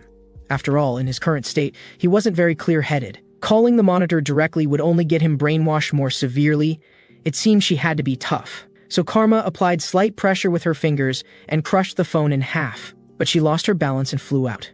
The entire coffee shop immediately fell silent. The man stared at the phone in a daze for a while, then shouted, "My phone!" Karma also shouted at the same time, "My chocolate milkshake!" Sure enough, the next second, the boss told them both to get out. The two were awkwardly standing at the door. Karma said, "I can compensate you with hundreds of different phones, but you have to honestly tell me, are you already wavering about the monitor?" Seeing he didn't answer, Karma seriously said, "Tomorrow at 4 p.m., let's meet at the back gate of our high school. As long as you're willing to trust me once, I'll let you witness the monitor's true face with your own eyes." The monitor couldn't figure out why her boyfriend of 2.5 years wasn't replying to messages today. He had never done this before. What was stranger was that Karma was unusually well-behaved today. These two timing coincidences were too coincidental. Was it just coincidence, or was she overthinking? The next second, Karma suddenly turned around, scaring her into incoherence. But it was good that Karma was well-behaved. At least she could study seriously. Karma again showed her evil smile. During lunchtime, the curly-haired girl was eating alone. But the next second, a lump of rice was smeared on her face. Followed by leftover food, all three were expressionless. Looking at the despairing curly-haired girl, the little delinquent told her to be optimistic. After all, on the first day of the breakup, you didn't get to eat such hot food. Then the little delinquent told the curly-haired girl to go to the garbage dump, saying Karma told her to go. The curly-haired girl immediately started trembling all over, but could only cry and obediently comply. Looking at Karma sitting on the roof, the curly-haired girl was curious how she got up there. Seeing the curly-haired girl, Karma leaned forward, making a cool landing pose. The curly-haired girl was immediately shocked into crying out, "I haven't even started yet, what are you shouting for? And I've thought of a way to stop you from being tortured, are you interested in hearing it?" The scared curly-haired girl kept backing away. Is it a method like dying and then being liberated? Karma was immediately speechless. "As long as you do as I say, I won't bully you anymore." The curly-haired girl was immediately surprised, then excitedly stammered, guaranteeing to complete the mission. But before she could be happy for even 2.5 seconds, Karma slowly said, "I want you to go trouble the monitor, then get beaten half to death by her." The curly-haired girl immediately lost her sparkle, asking in disbelief again. Seeing Karma's answer remained unchanged, without even waiting for Karma to finish, the curly-haired girl decisively refused this proposal. How is this different from the method of dying and then being liberated? And that guy becomes perverted once she loses her mind. Karma just coldly said, "Am I not as good as her?" Seeing the curly-haired girl about to break down, Karma gently stroked her neck. "A dog's destiny has only one path: obedience. If you dare disobey me again, I'll let you truly be liberated." The negotiation was over. Now there were only orders. Seeing the curly-haired girl agree, only then did Karma let go. The curly-haired girl fell to the ground with a thud. "This is humanity's most loyal companion. I'll look forward to your performance." After Karma left, her screams echoed through the sky. Soon it was the appointed time. The man appeared at the school's back gate right on time. Although his heart was full of guilt toward the monitor, he had to dig out the truth. If the monitor was really the victim, he must find a way to help her escape. Just as he was thinking, Karma's voice came from behind. "You really came to the appointment. Come with me quickly. I've already found the best viewing platform for the show. It's time for you to face the truth." The man immediately became nervous. As the dismissal bell rang, students poured out of classrooms, and the two were watching everything from the rooftop. The good show is about to begin. The man was immediately speechless. "What are you holding in your hand?" "This is a high-definition video camera I specially prepared." "I'm not stupid, I know it's a camera. I'm asking why you plan to record from the beginning. Why did you ask me to come? Wouldn't it be easier to just show me the video?" Before he could finish, Karma told him to look below. Sure enough, the monitor appeared, At this moment, he didn't know what was about to happen next. The monitor asked the curly-haired girl why she called her out. "Didn't I say that after dealing with karma, it would be your turn? Are you so impatient that you want to cut in line?" But the curly-haired girl just suddenly turned around, raised her hand ready to fight the monitor. "You bitch who looks down on me. If you're not convinced, then let's fight one-on-one." The man was stunned. Karma almost laughed to tears. The monitor herself was incredulous. Immediately, her veins bulged with anger, looking at the curly-haired girl who suddenly challenged her. The monitor was furious, but thinking carefully, she realized something was wrong. Her behavior today was clearly premeditated, not impulsive at all. She suddenly turned to look at the rooftop, but found nothing, because Karma reacted quickly enough and had already hidden, but the monitor still felt something was off. Her instincts told her she needed to get rid of the trouble in front of her quickly, so she turned and walked away. The curly-haired girl didn't expect the monitor not to lose her temper, although she was relieved to have escaped disaster. When she looked toward the rooftop, she found Karma was already furious, as if she would devour her the next second, scaring her into quickly thinking of a solution. Even if it was to survive, she had to make the monitor lose her temper, so she used her long, unused brain, and soon had a flash of inspiration. So she gritted her teeth and shouted, "You murderer!" The monitor immediately stopped and looked at her. "President Lee's daughter wasn't suicide at all. You're the murderer who dragged her to the rooftop and forced her to jump. You murderer!" At this moment, not only was the monitor dumbfounded, Karma was also puzzled. Was there something else behind her stepsister's death? At this moment, the monitor was finally about to explode. "Who told you about this?" Seeing the monitor react, the curly-haired girl continued courting death. "You should go to the police station and turn yourself in." Sure enough, the next second, the monitor kicked her flying several meters. And the monitor didn't stop, rushing up and delivering another vicious kick to the abdomen. The curly-haired girl almost went to meet her ancestors. The little boyfriend on the rooftop was also dumbfounded, because the monitor at this moment looked exactly like a habitual criminal.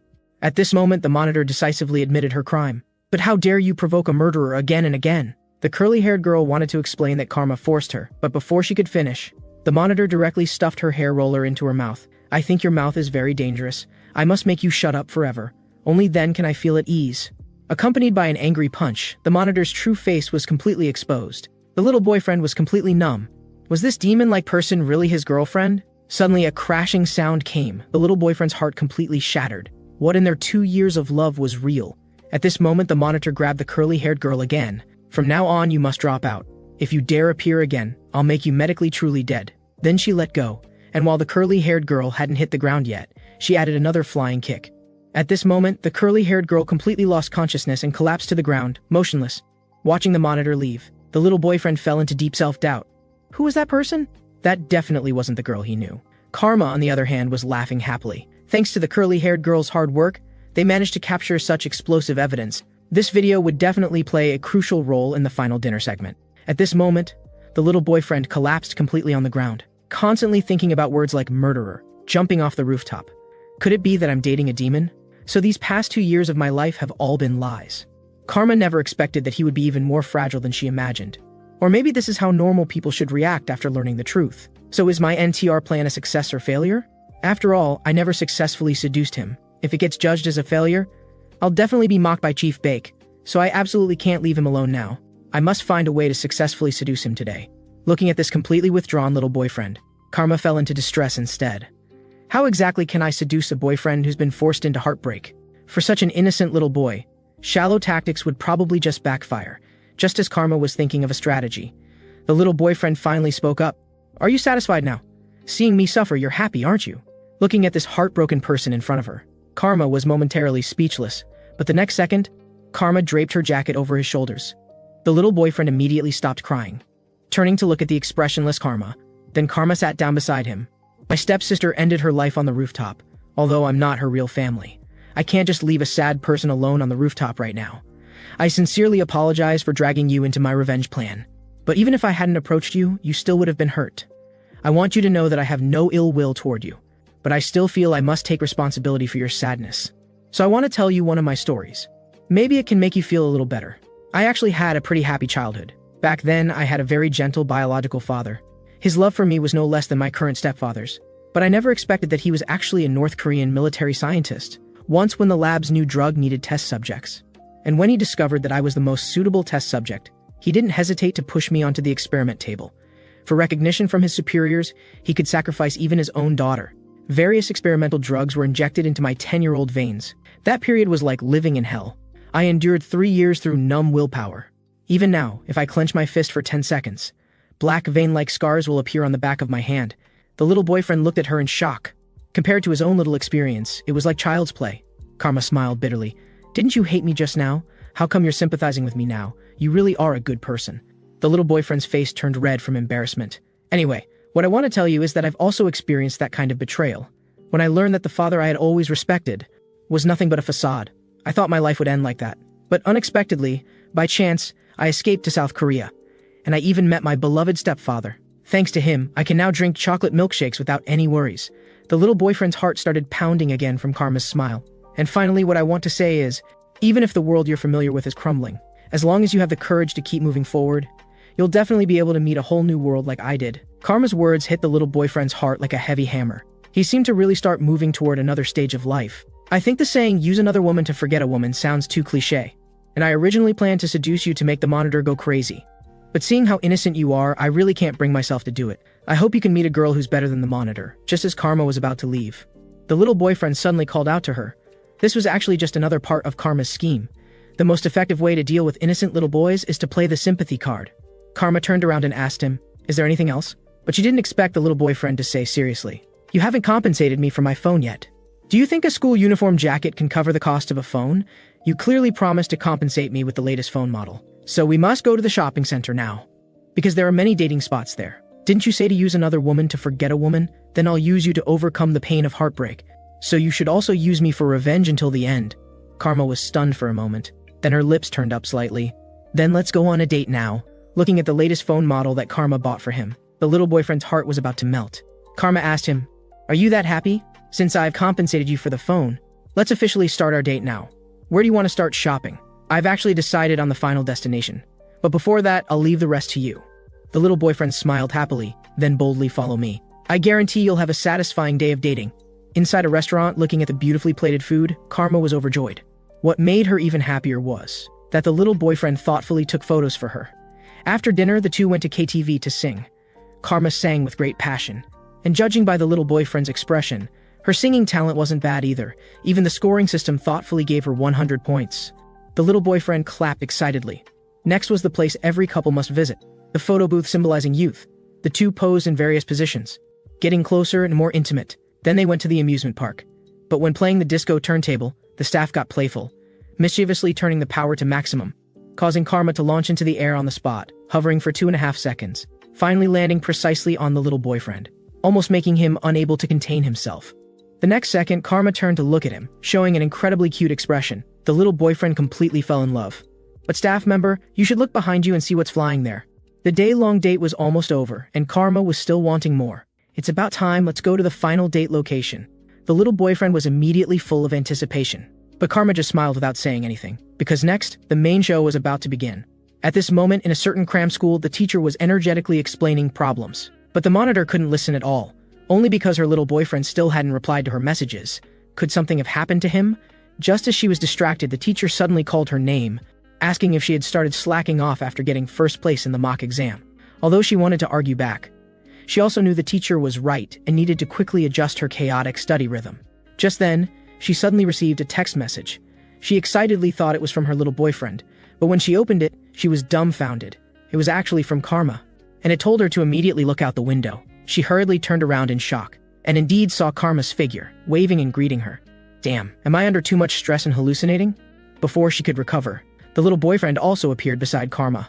The monitor immediately widened her eyes, standing up in shock, trembling all over. The teacher and classmates were also confused. Following her gaze, they saw Karma and the little boyfriend gazing deeply at each other. The next second they kissed.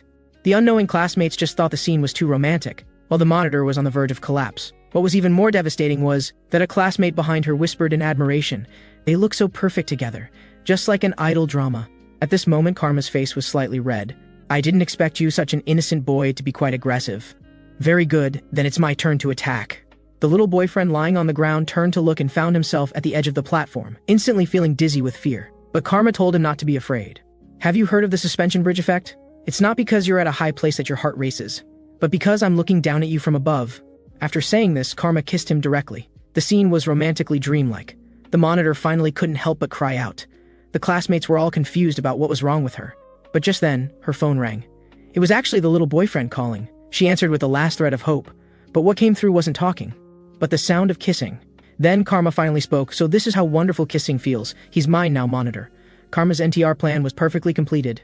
Looking at the completely collapsed monitor, Karma smiled and said, "We should leave now. The monitor's well-developed legs won't take long to catch up." Saying this, Karma took the little boyfriend's hand. "Let's escape quickly."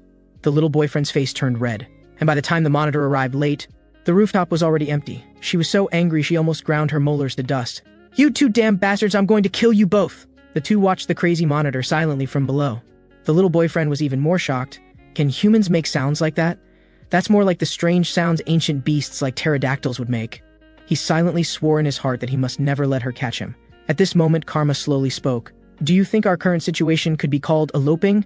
The little boyfriend blushed again, trying hard to tell himself in his heart that Karma was only doing this to avenge her dead sister.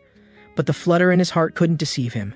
So he gathered courage and asked Karma what type of men she liked. Karma was puzzled why he suddenly asked this question. "Because I want to understand you better." Seeing how serious he was, Karma pondered for a moment. "If I had to say a type, maybe strong men."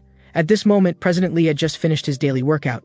He asked the Chief Bake if he knew why he was so busy yet still made time to exercise every day. Seeing the Chief Bake's confused expression, President Lee said calmly, "Because exercise makes my senses clearer. Muscle movement promotes the secretion of brain-derived neurotrophic factor, strengthening cognitive abilities, and increases brain blood flow to enhance mental state. In other words, I developed this exercise habit to maintain a clear mental state to hate those women." The Chief Bake was speechless for a moment. Isn't this the modern version of enduring hardships to strengthen resolve? President Lee then asked the Chief Bake how the NTR plan was going. He said it was executed very successfully, especially Karma and the little boyfriend's finale performance on the rooftop, which severely damaged the monitor's psychology. According to intelligence from the surveillance team, the monitor caused a scene on the rooftop for 15 minutes before being arrested by security. From now on, the surveillance team will report the latest situation every 15 minutes. President Lee was very satisfied, just somewhat regretful. "I should have assigned you to protect my daughter back then." But the Chief Bake just silently lowered his head. In that situation, probably no one could have protected her. At this time, President Lee asked about Karma's situation. She just came back from eating ramen at the little boyfriend's house, saying she has urgent matters to report to you personally. In that case, let's set off immediately. Looking at Karma's raised hand, the Chief Bake couldn't help but scold her. "I've told you several times, your arm needs a cast. Even if your recovery ability is strong, not getting a cast will make it crack even more severely." Seeing that Karma wasn't listening at all, President Lee finally spoke up. "Shut up and do as you're told." Only then did Karma obediently comply. The Chief Bake was so angry he almost fainted. "Why won't this girl listen to me?" At this time, President Lee asked her what she wanted to report. Karma's tone was serious. "Today I heard a conversation between the curly-haired girl and the monitor. From it, I determined that my stepsister's death was definitely not suicide." The Chief Bake was also quite shocked by the truth of this statement. Although I can't completely judge its authenticity yet, I recorded their conversation. Upon hearing this, President Lee immediately felt dizzy. Fortunately, Karma caught him in time.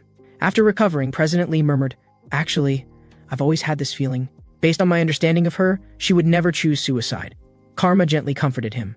"To cheer you up a bit, may I use the kitchen tonight?" President Lee was stunned for a moment, then nodded, saying, "It's time to start collecting debts.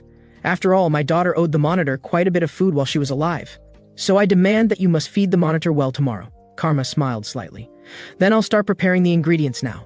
Looking at President Lee's daughter's tragic state, the bullies laughed very happily. The monitor even picked up chopsticks to count the mosquito coils. Finding that the number hadn't decreased at all, she boldly concluded that nicotine indeed has emetic effects. Hyena finally couldn't help but question the monitor. "What kind of scientist act are you performing? Do you think you can achieve anything by bullying others?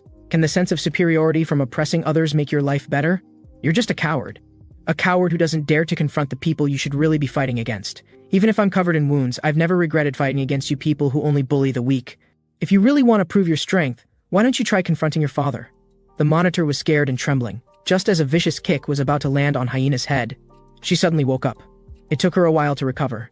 Thinking carefully, she indeed vented all the pressure from her father onto Hyena. "But you should also know that I didn't kill you. Although I get angry easily, I always pay attention to limits, trying to avoid causing fatal harm to the other person. And while I relieved my stress, you could also gain moral superiority. If only it could have ended in a win-win situation for both of us. But that demon Cha Seo-hyun ruined everything. I was also forced by her on the rooftop that day. No one could disobey her. So your death isn't my fault. Tell that bastard sister of yours to stop pestering me." Soon it was time for school. The monitor was just about to go downstairs. but terrifying sounds came from below. He asked why she overslept. The monitor could only apologize quietly. Her mother still wanted to use the fact that the monitor got first place to persuade the man not to be too harsh. But he just said coldly, "What's there to brag about when a kid who wants to get into medical school gets first in the whole school? For a woman like you who married into wealth and got into college through donations, that would be worth bragging about." Then he turned his attention to the monitor. "When you committed school bullying before, I planned to expel you. It was your mother who stopped me from doing so. When I taught you Taekwondo, didn't you aspire to go professional? But you used Taekwondo to bully classmates. And I heard about yesterday's scene at the cram school too. If you dare embarrass me again, it won't just be expulsion." The monitor was so scared she almost wet herself, rushing downstairs saying she needed to use the bathroom. As soon as she ran into the restroom, she couldn't stop vomiting. Soon it was class time. The atmosphere in the classroom was eerily strange. One was the monitor trembling and crying non-stop. Another was the curly-haired girl who didn't come to class today. The classmates were even wondering if they should put chrysanthemums on the seats. Most importantly, Karma was nowhere to be seen either. What exactly had happened? At this moment, the monitor looked at her phone wallpaper in despair. "My life is already ruined. Worse yet, my only safe haven has been taken away. Since my life is already destroyed, I must ruthlessly finish off Karma and then end myself." But just then, Karma suddenly appeared. Today's appearance is Karma with a cast. The whole class immediately fell silent. The next moment, the monitor shouted, "Karma!" Karma also responded to the monitor, quickly walking to her side and saying, "I just learned a new South Korean word today. Your boyfriend is super amazing." Although the monitor really wanted to explode, she still backed down. Looking at Karma's cast, she said, "Let's have a one-on-one fight, you stinker." Karma's lips curved upward. This was exactly what she wanted. "Then let's go to the gymnasium now." Arriving at the gymnasium, Karma asked her, "You've been so badly beaten by me. Why do you still dare to challenge me? Don't look at me now, I can only use one hand. You're still absolutely no match for me." The monitor couldn't hold back anymore, pushing off the ground with her foot, rushing toward Karma in slippers. But the next second she was kicked flying. The monitor instantly lost her ability to move, continuously making painful moans. "My maximum squat weight is 250 kilograms, and my technical foundation is Muay Thai." "Monitor, I've always been curious about one thing. When exactly did you start mistaking me for a boxer? I clearly said in the science lab that my main specialty is kicking. I was just going easy on you that day, and you naively thought I was on the same level as you? I came to find you today for another reason. I specially prepared a delicacy for you. Just thinking about what's going to happen makes me unable to suppress my smile. Come on, let me see if you can still walk out of the gymnasium after eating this." "So it's tasting time." The monitor looked at that black thing in shock, with only one thought in her mind. What on earth is this? At this moment, the monitor's mind was only thinking about how to escape. However, she had already been kicked by Karma and lost her ability to move. Before crawling out 2 steps, she collapsed on the ground again from exhaustion. "Monitor, I advise you not to waste your energy. People who get kicked by me usually can't last long. And to make you behave, I'm also planning to tie you up with cast bandages. Although I'll probably get scolded by the Chief Bake again, I'm doing this for justice, so he'll definitely understand." After a series of screams, the monitor was successfully tied up, and the technique was professionally terrifying. Karma grabbed her hair and dragged her to the backpack. Karma continued rummaging through the bag. At this point, many bottles and jars were already scattered on the ground, but Karma still hadn't stopped. The next moment, Karma finally found it. "This is the important utensil needed for eating." The monitor shocked and continuously cursed Karma. Karma said, "Even if I gave you delicacies, you'd throw them up anyway. So to get it in smoothly, let's skip the chewing process. Don't be too scared, just think of it as a gastroscopy." The monitor immediately clenched her lips, thinking that as long as she didn't open her mouth, there was nothing Karma could do. However, the next second, Karma gave her abdomen a series of fierce kicks. The pain made her instinctively open her mouth.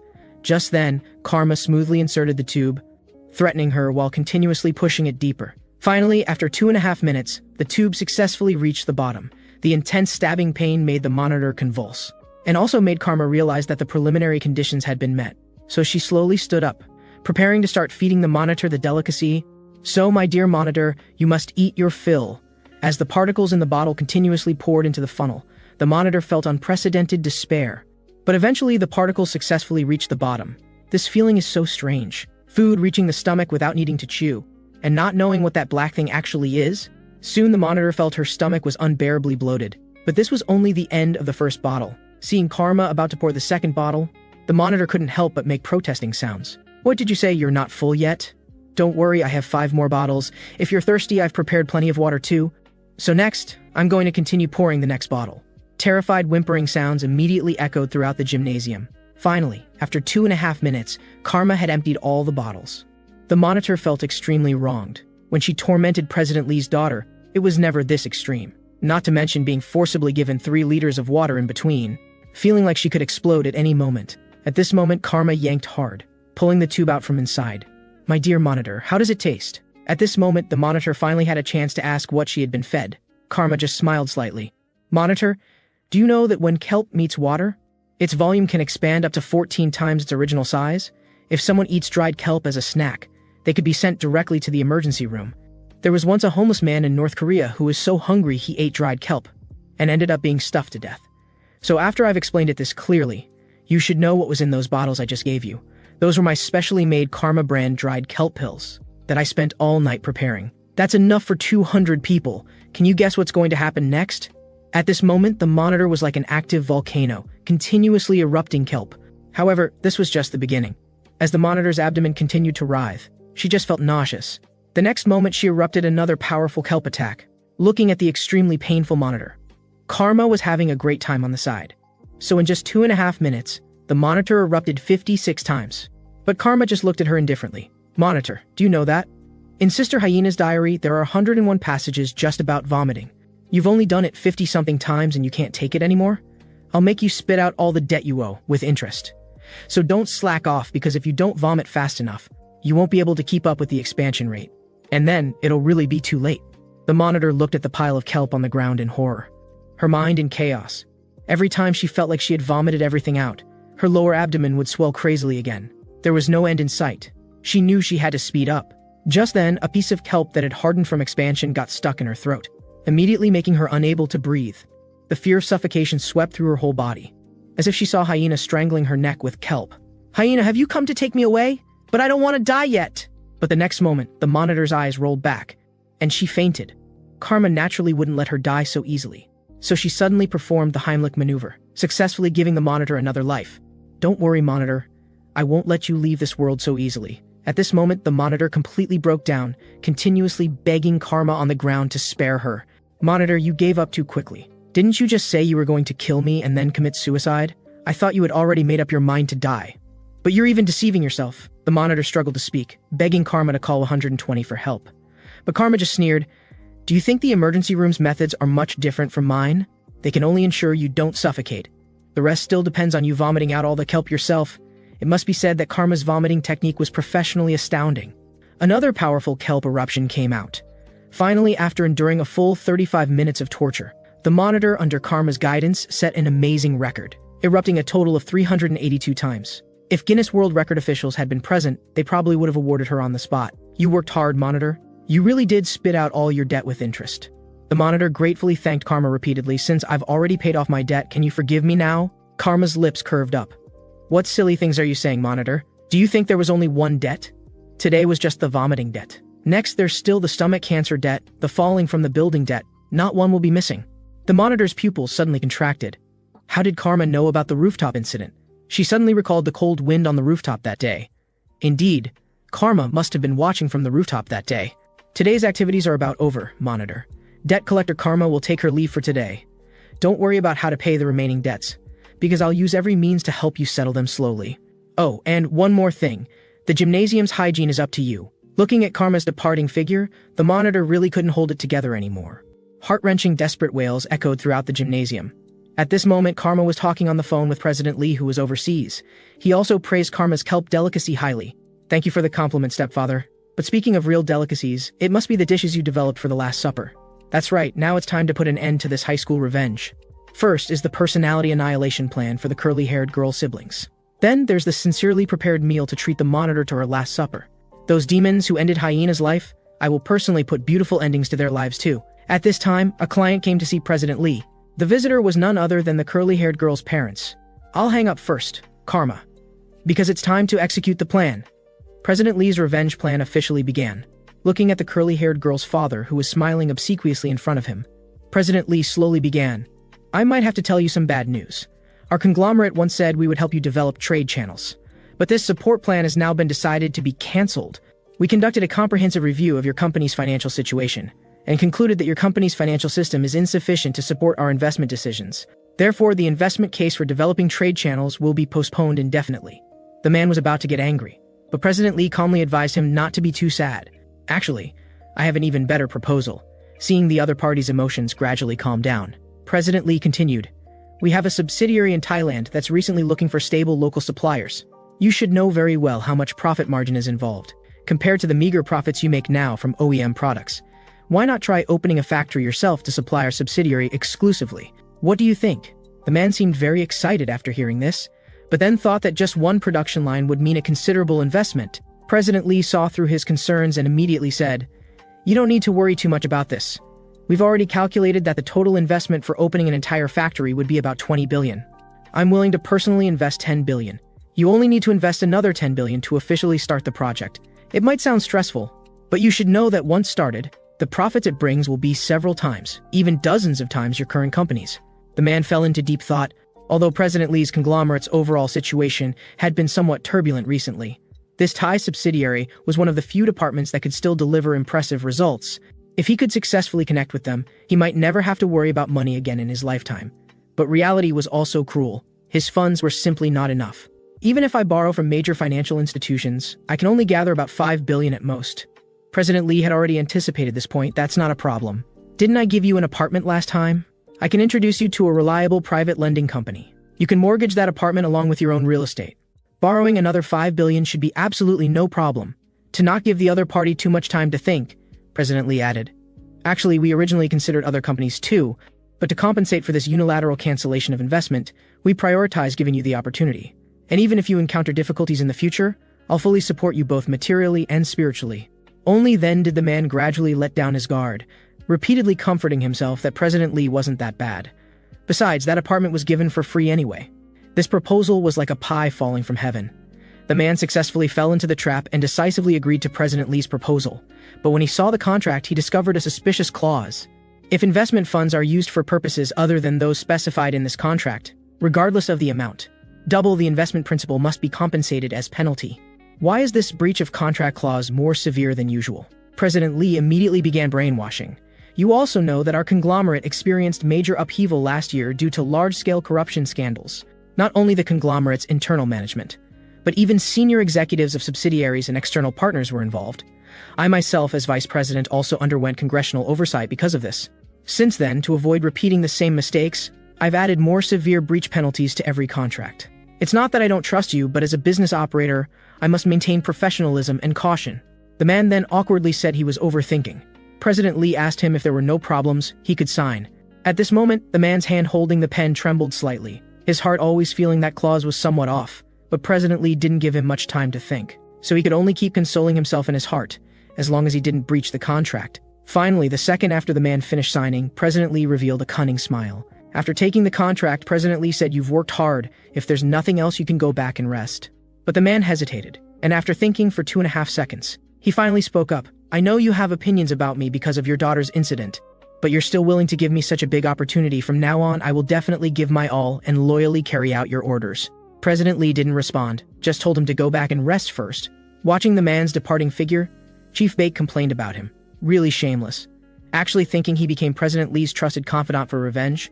But President Lee said that's exactly what he was thinking. After all, some things require exactly this kind of person to execute. Meanwhile, the curly-haired girl was sulking in her room. Suddenly the doorbell rang, startling her. She was puzzled since no guests were supposed to come today, but someone downstairs shouted that a delivery had arrived. Just as she got excited thinking it was the pepper spray she ordered. When she opened the door, she found it was actually Karma. "Your dear Karma is coming in." Seeing Karma suddenly appearing in her house, the curly-haired girl felt her scalp tingle. What was this demon here for? But since she was already here, she could only try to treat her well. But when she handed the orange juice to Karma, her hands couldn't stop shaking, spilling the orange juice all over the floor. Looking at the orange juice on the ground, Karma said expressionlessly, "Are you asking me to lick up the juice from the floor?" The curly-haired girl hurriedly tried to pour another cup, but Karma frowned. "It's not chocolate milkshake, I won't drink it." Then she told the curly-haired girl to sit down obediently. As soon as the girl sat down, she asked Karma why she was wearing a delivery uniform. "This? Just in case you wouldn't open the door. But seeing how eagerly you opened the door, were you waiting for some special delivery?" The curly-haired girl hurriedly explained, "It's just a bottle of bear spray." She regretted it the moment she said it. Then Karma asked darkly, "In South Korea, a country where you can't even see wild beasts, why would you need bear spray? You're not planning to use it on me, are you?" The curly-haired girl immediately denied it fearfully, saying she was just making a cold joke. Just then the doorbell rang. This time it was a real delivery person. Seeing the curly-haired girl didn't dare answer, Karma answered the intercom for her and asked the delivery person what they were delivering. The other party replied, "The shipping label says bear spray." Karma immediately turned to look at the curly-haired girl, making her hair stand on end. After telling the delivery person to leave it at the door, she stared at the curly-haired girl again. She thought Karma was about to start attacking and kept begging in her mouth, "Don't kill me." But Karma just raised her hand and suddenly comforted her gently. It's okay. I know you bought that thing because you're too scared. Don't worry, I won't hurt you. By the way, you didn't come to school today. Is it because you're afraid the monitor will attack you?" The curly-haired girl instinctively nodded. "Then you don't need to be afraid anymore. I've already taken care of her for you. Don't worry about the details anyway. No one will bully you at school anymore, and I'll protect you too. So you must come to school, did you hear?" But the curly-haired girl gritted her teeth. "I won't go to school. Do you think I'm stupid? How many times have you lied to me? I don't believe you. This time you really have to believe me. Do you know why your dad went to Thailand this time? It's to sign a business cooperation with my stepfather. Our two families are now a community of shared destiny. If I bully you, I'll get scolded badly by my stepfather when I get home." The curly-haired girl was initially wavering, but the more she thought about it, the more something seemed wrong. Did she break in just to say this? And knowing that only I'm home these days, this is clearly the perfect time to torture me. But Karma actually didn't do anything. This means she's not that she won't bully me, but that she can't bully me. This must be the result of Dad's negotiation with President Lee. Seeing the curly-haired girl calm down a bit, Karma asked, "You should come to school tomorrow, right?" Getting a positive answer, Karma prepared to leave. "Then see you at school tomorrow." The curly-haired girl immediately got carried away. "I've even been Chaseo Hyun's slave. Little Karma is easy to handle. This time I'll definitely use Karma to severely punish those bitches who look down on me. And that disgusting monitor. I'm back." But Karma suddenly turned back at the door. "Oh right, I'm really curious about the effect of this spray. Can you allow me to test it on you once? Just this once. This is really the last time I'll bully you." The curly-haired girl was about to cry. She still underestimated Karma's terrifying nature. On the way back, Karma reported to President Lee, "I successfully fooled her into continuing to go to school." But when President Lee asked if she had gotten physical, Karma paused. "I played a little joke on her before leaving, but she should still go tomorrow." President Lee immediately flew into a rage. "Can't you endure for a few more days? Don't you know why this revenge must be completed at school? It's precisely because of the evil deeds done by the curly-haired girl and her brother.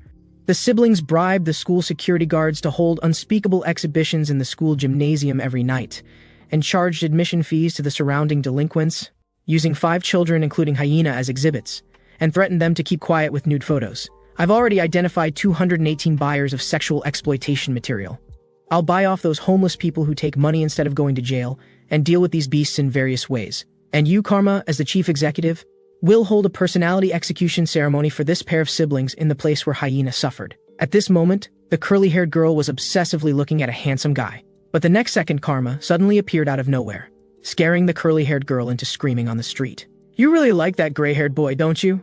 Seeing the curly-haired girl's shocked expression, Karma said, "Those 2 little delinquents told me everything." The curly-haired girl gritted her teeth in anger. "I heard you've had a crush on him since the first day of school. How innocent and cute." Seeing she wasn't paying attention to her, Karma thought for a moment, slowly sat down beside her. "Want me to help you make connections? Don't look at me as if I'm rigid. When I was in North Korea, I never failed at matchmaking." Of course, actually it's because she had never helped anyone matchmake even once. Karma patted her chest confidently, guaranteeing, "Don't worry, I'll definitely shoot Cupid's arrow." But the curly-haired girl prayed in her heart that she wouldn't actually shoot people with arrows. That would be a blessing. She realized yesterday that this woman was completely unreliable, and originally didn't want to come to school today either. But Karma said in a text message that if she didn't come, she would install something called a dream cloud at home. Although she didn't understand what that was, it sounded like nothing good. Seeing the curly-haired girl not responding to her, Karma immediately got angry. "I already said I'd help you make connections. At least give me some reaction."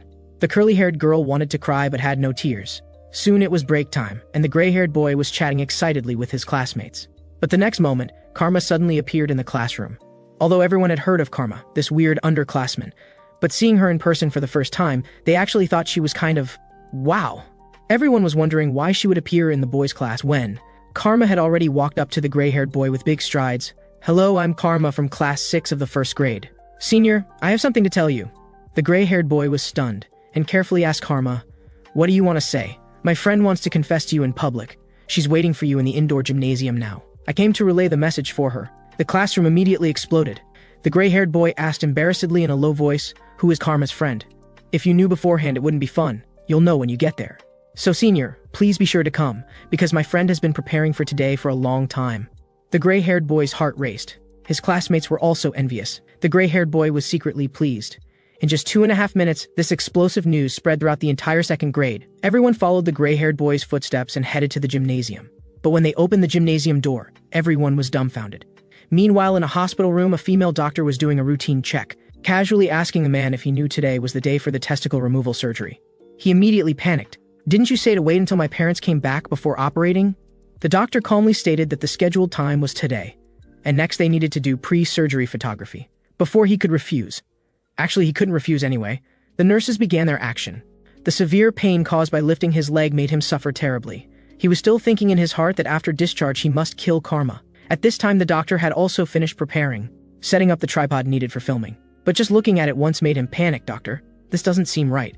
The doctor angrily scolded him. "What's wrong with it? Do you expect me to use an 8K camera to film you?"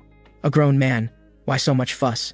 Too lazy to listen to his barking. The doctor thoughtfully turned on the TV before leaving, to help him pass the time while waiting for surgery. But before he could finish cursing the doctor, the sound from the TV suddenly interrupted him, because it was actually playing a video of his sister. He was only stunned for a second, then burst out laughing. This idiot is actually pretending to be a dog. But the next second he couldn't laugh anymore. He finally realized why the hospital room TV was playing this. His hair stood on end. What the hell is going on? On the other side, the girl was dressed up like a dog crawling on the stage. The audience below was instantly dumbfounded. Just as the boys were all confused about what was happening, a group of girls raised their phones to start recording. Because a few days ago she was still an arrogant little delinquent, but now she was being trained by Karma so pathetically. Behind the scenes, Karma quietly opened her laptop and pressed the play button. The display screen behind the curly-haired girl immediately began playing a confession video. Students took out their phones to record this absurd moment. Although her heart was completely broken, she still bit her lip. The next moment she started barking like a dog. At the same time, the video was synchronously translating her barking. "I'm Chihuahua Unjin. I've been secretly watching you from afar since before, because I really admire you so much. No matter what, I wanted to express my feelings. So I marked my territory on the wall of your house." The gray-haired boy below stared wide-eyed in disbelief, pointing at the video above, while other students were already doubled over with laughter. This cross-species confession is really touching. Being Karma's dog really isn't easy, but this barking sound is so professional, it's like she's a natural. "How about it, senior? Don't you think my confession like this is really cute? I want to be your exclusive little doggy forever. Please become my master." The gray-haired boy was completely stunned. Karma proudly admired her masterpiece. It turned out that yesterday, Karma had given the curly-haired girl advice, confidently guaranteeing that once she wore that set of accessories, her confession would definitely succeed. The curly-haired girl broke down. "Didn't you say you wouldn't torture me anymore? And even after being beaten by the monitor, you didn't delete those photos? I won't believe a single punctuation mark you say anymore." Karma immediately got angry. "When did I ever lie? The suggestion to delete the photos after being beaten, you refused it yourself? And yesterday, I said you wouldn't be bullied at school anymore. I didn't say I couldn't bully you at home. Besides, wearing this cute accessory to confess, how is that bullying? This time, I just want to create beautiful memories between us. If you cooperate well with this activity, I'll delete all your photos." The curly-haired girl swore in her heart that this was the last time she'd believe Karma. Otherwise, she'd tell her dad everything. Thinking this, the curly-haired girl blushed and looked up, also very curious about her crush's expression at this moment. Maybe he'd think she was cute like this. However, she completely couldn't guess the gray-haired boy's expression. Actually, her brain had been corrupted by Karma too. After all, normal people encountering this kind of thing would definitely be quite displeased. The curly-haired girl's eyes immediately welled up with tears. Meanwhile, in the hospital room, the curly-haired girl's brother was also watching the live broadcast. What the hell kind of performance is this? His brain completely couldn't understand what he was seeing. Karma's lips curled up slightly. Other students who didn't know the truth felt their scalps tingle and left the gymnasium one after another, while students who wanted to see the curly-haired girl's final outcome stayed here. It seems this is the timing the stepfather mentioned. So Karma continued playing the second video. Suddenly, several large characters blinded the students' eyes. The video clearly recorded the crimes committed by the curly-haired girl and her brother. The students immediately broke out in cold sweat. The curly-haired girl was also dumbfounded on the spot. From now on, the personality execution ceremony for the brother-sister duo will begin. Looking at the large characters on the TV, the man quickly thought about the situation, soon discovering that the doctor's phone was still mounted in front of him. He immediately screamed in terror. At this time, Karma had already raised her hand, ready to press the start button. The next moment, the live broadcast officially began. The curly-haired girl's photo and her brother's live broadcast were simultaneously projected onto the big screen. The curly-haired girl instantly lost all color. The man let out an explosive roar. The first-grade boss laughed uncontrollably, so the rumor about him missing one testicle was true. And at this moment, unable to move his limbs, his inability to cover up made him look even more ridiculous. The girls laughed even more crazily. It seems the saying about tall guys having bigger proportions is all lies. Actually, being small makes it look quite cute. The mocking voices from the TV made him completely break down. "I'm going to kill you all." But suddenly Karma told him to be quiet. "What's all the noise about?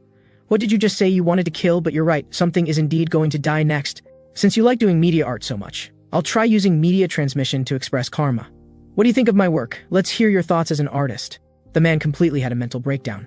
The curly-haired girl frantically rushed toward the screen, trying to block it, telling them to stop filming. The next moment she turned to question Karma. "Why is this completely different from what we agreed?" The gray-haired boy left with a cold face, really disgusted. At the same time, Karma also began to retreat quickly. She had to leave before the teachers arrived. As the TV turned to static, the man's teeth were about to shatter. He immediately shouted for the doctor from earlier to come out. And as he wished, urgent footsteps immediately came from outside the door. The next moment, nurses came running into the room, especially the doctor hiding behind them, who excitedly pulled out a syringe. In just 0.38 seconds, she injected a sedative into his body. The curly-haired girl's parents had just returned home, when they were horrified to discover their daughter was attempting suicide by cutting her wrists. The father was so scared he immediately knocked away the utility knife. However, before he could scold her, the curly-haired girl's emotions completely lost control, and she raised the phone in her hand, exposing everything Karma had done, one by one. From wearing a collar and crawling, being beaten by the monitor, to enduring the torture of bear spray, and finally being publicly humiliated. Each incident pierced everyone present like a sharp knife. Her mother could hardly believe her ears, and at this time her father was already furious with bulging veins. Meanwhile, President Lee was talking with the doctor. The woman said the surgery was ready. She had completely relaxed the school bully. She choked up, thanking President Lee for giving her this opportunity. "Jitreel's mother, don't say that. You and I are both people bearing the same sorrow. And the pleasure of revenge becomes sweeter the more it's shared. I'll handle the aftermath. Jitreel's mother, please be sure to fully enjoy this surgery. Don't worry, I'll definitely slowly let him experience the taste of hell with my own hands." "Very good. Then I'll leave it to you." The woman was the mother of one of the 5 bullying victims. For this day to come, President Lee had arranged for her to transfer early to a hospital under his group. She was a senior surgeon with 15 years of experience. At this time, the school bully found it strange that he still had consciousness. The doctor just raised the syringe in her hand and smiled coldly. "What I injected wasn't anesthesia, but muscle relaxant. I must let you consciously feel the taste of hell. Don't worry, to prevent you from suffocating, our Jitrail's sister and aunt will personally put a ventilator on you, and I, as the doctor, will monitor your vital signs at all times. Within the maximum limit of my ability, I'll extend the time you experience the pain of approaching death. So now, let's begin the surgery without anesthesia." Looking at the curly-haired girl crying her heart out, her father was extremely angry. He immediately called reporters to expose Karma's behavior, but the phone couldn't get through no matter what. Having no choice, he could only personally rush to the media building, and ordered the two to immediately drive to the hospital to check the situation. He was worried that his son's testicles might not be safe today. "Damn you, Lee Myung-jun, just you wait." Meanwhile, President Lee also received news that the couple had gone out. From the car's GPS, the curly-haired girl was heading to the hospital, while the man was driving onto the bridge, keeping the accelerator floored, while trying to call HBS reporters but couldn't get through no matter what. Very good. Originally I had predicted 5 suspicious locations, now it's directly locked down. Indeed, installing malware on their phones while the couple was sleeping was the right decision. That's why the man couldn't make calls. Although the phone's screen and sound would appear as if there was a signal, the calls actually weren't going through, and all other social media apps were also unusable. The only phone number that could get through was naturally President Lee's private phone. Looking at the caller ID, President Lee calmly ordered Chief Baek to head to the agreed location first, then answered the phone less than half a second after picking up. The man angrily cursed President Lee as a bastard. It seems President Song dialed the wrong number. "I'm not a bastard, I'm Lee Myung-jun." The man was about to explode with anger. "Do you know my daughter slit her wrists?" "Is that so? Well, my daughter jumped off a building." "You bastard finally showed your true colors. Do you think that piece of crap investment contract can bind me? That useless contract, I just need to terminate it. After all, I didn't violate the misappropriation clause. If you don't like it, sue me." "President Song, is a contract so trivial in your eyes?" "So what? Do you know where I'm going now?" "I'm on my way to HBS headquarters building. When the internet is full of your scandal headlines, just wait to fall into the abyss. Based on my evidence, it's ridiculously easy for HBS to portray you as a villain." "Heh, only portraying me alone. It seems you at least have some self-awareness, knowing your children are also bad seeds." The man gritted his teeth in anger, "Taking away one of my son's testicles and severely punishing my daughter. Isn't that price enough? It's clearly you who raised your daughter to be like that. Why take it out on us? You better prepare yourself mentally, see who you've messed with. However, before he finished speaking, a truck to another world suddenly appeared beside him. The powerful impact instantly deformed the car. It spun dozens of times in succession, before slowly coming to a stop. Even more bizarre, the accident had only occurred for 2.5 seconds when an ambulance arrived. As the ambulance door opened, Chief Bake stepped out. Looking at the horrific scene, he couldn't help but turn and ask if the man was dead. My boss said to bring him back alive. A man nearby told him not to worry, we're professionals. We're a company that specializes in vehicle crash testing. From the car model, impact angle, speed, location, even whether seatbelts were worn, everything was planned in advance. And the guy in that truck is a former professional race car driver. Of course, someone else will go to prison in his place. But you know, a race car driver's reaction speed is incomparable to ordinary people. As long as the driver acts at the right time based on real-time traffic surveillance footage, the man should now be in a half-dead state suitable for dragging. Sure enough, the next second the car door was opened, and the man crawled out pathetically. Chief Bake was very satisfied. Then let's send him to my boss. As for what happens next, even I can't predict. The half-dead man was dragged before President Lee. President Lee then slowly spoke, "You came here in such poor physical condition. Thank you for your hard work. Considering our current relationship and I'm 2 years older than you, speaking casually shouldn't be too much, right? Do you think just because you're a chaebol you can cover the sky with one hand? In 21st century South Korea, do you think you can get away with doing such things? Your words are really laughable. There are 2 ridiculous points in what you said. First, there's clearly a father and daughter you also know who did worse things than me, yet still walk on the sunny path. But you come asking me if I can get away with this safely. Don't you think you're too naive? Second, a father who lost his daughter. Do you expect him to live out his remaining life peacefully?" The man was immediately speechless. President Lee had Chief Bake bring over a phone, showing the screen to the man. "What you're seeing now is your company account balance." The man just glanced at it and was so scared his eyes bulged, because his company's account balance had become 0. He asked in terror what President Lee had done. "You mean this? You personally used the entire balance to buy cryptocurrency at 1:49 p.m. today." The man immediately panicked. "I never bought any cryptocurrency." "Oh, indeed you didn't do it, but when the incident is exposed, all evidence will show you did it personally."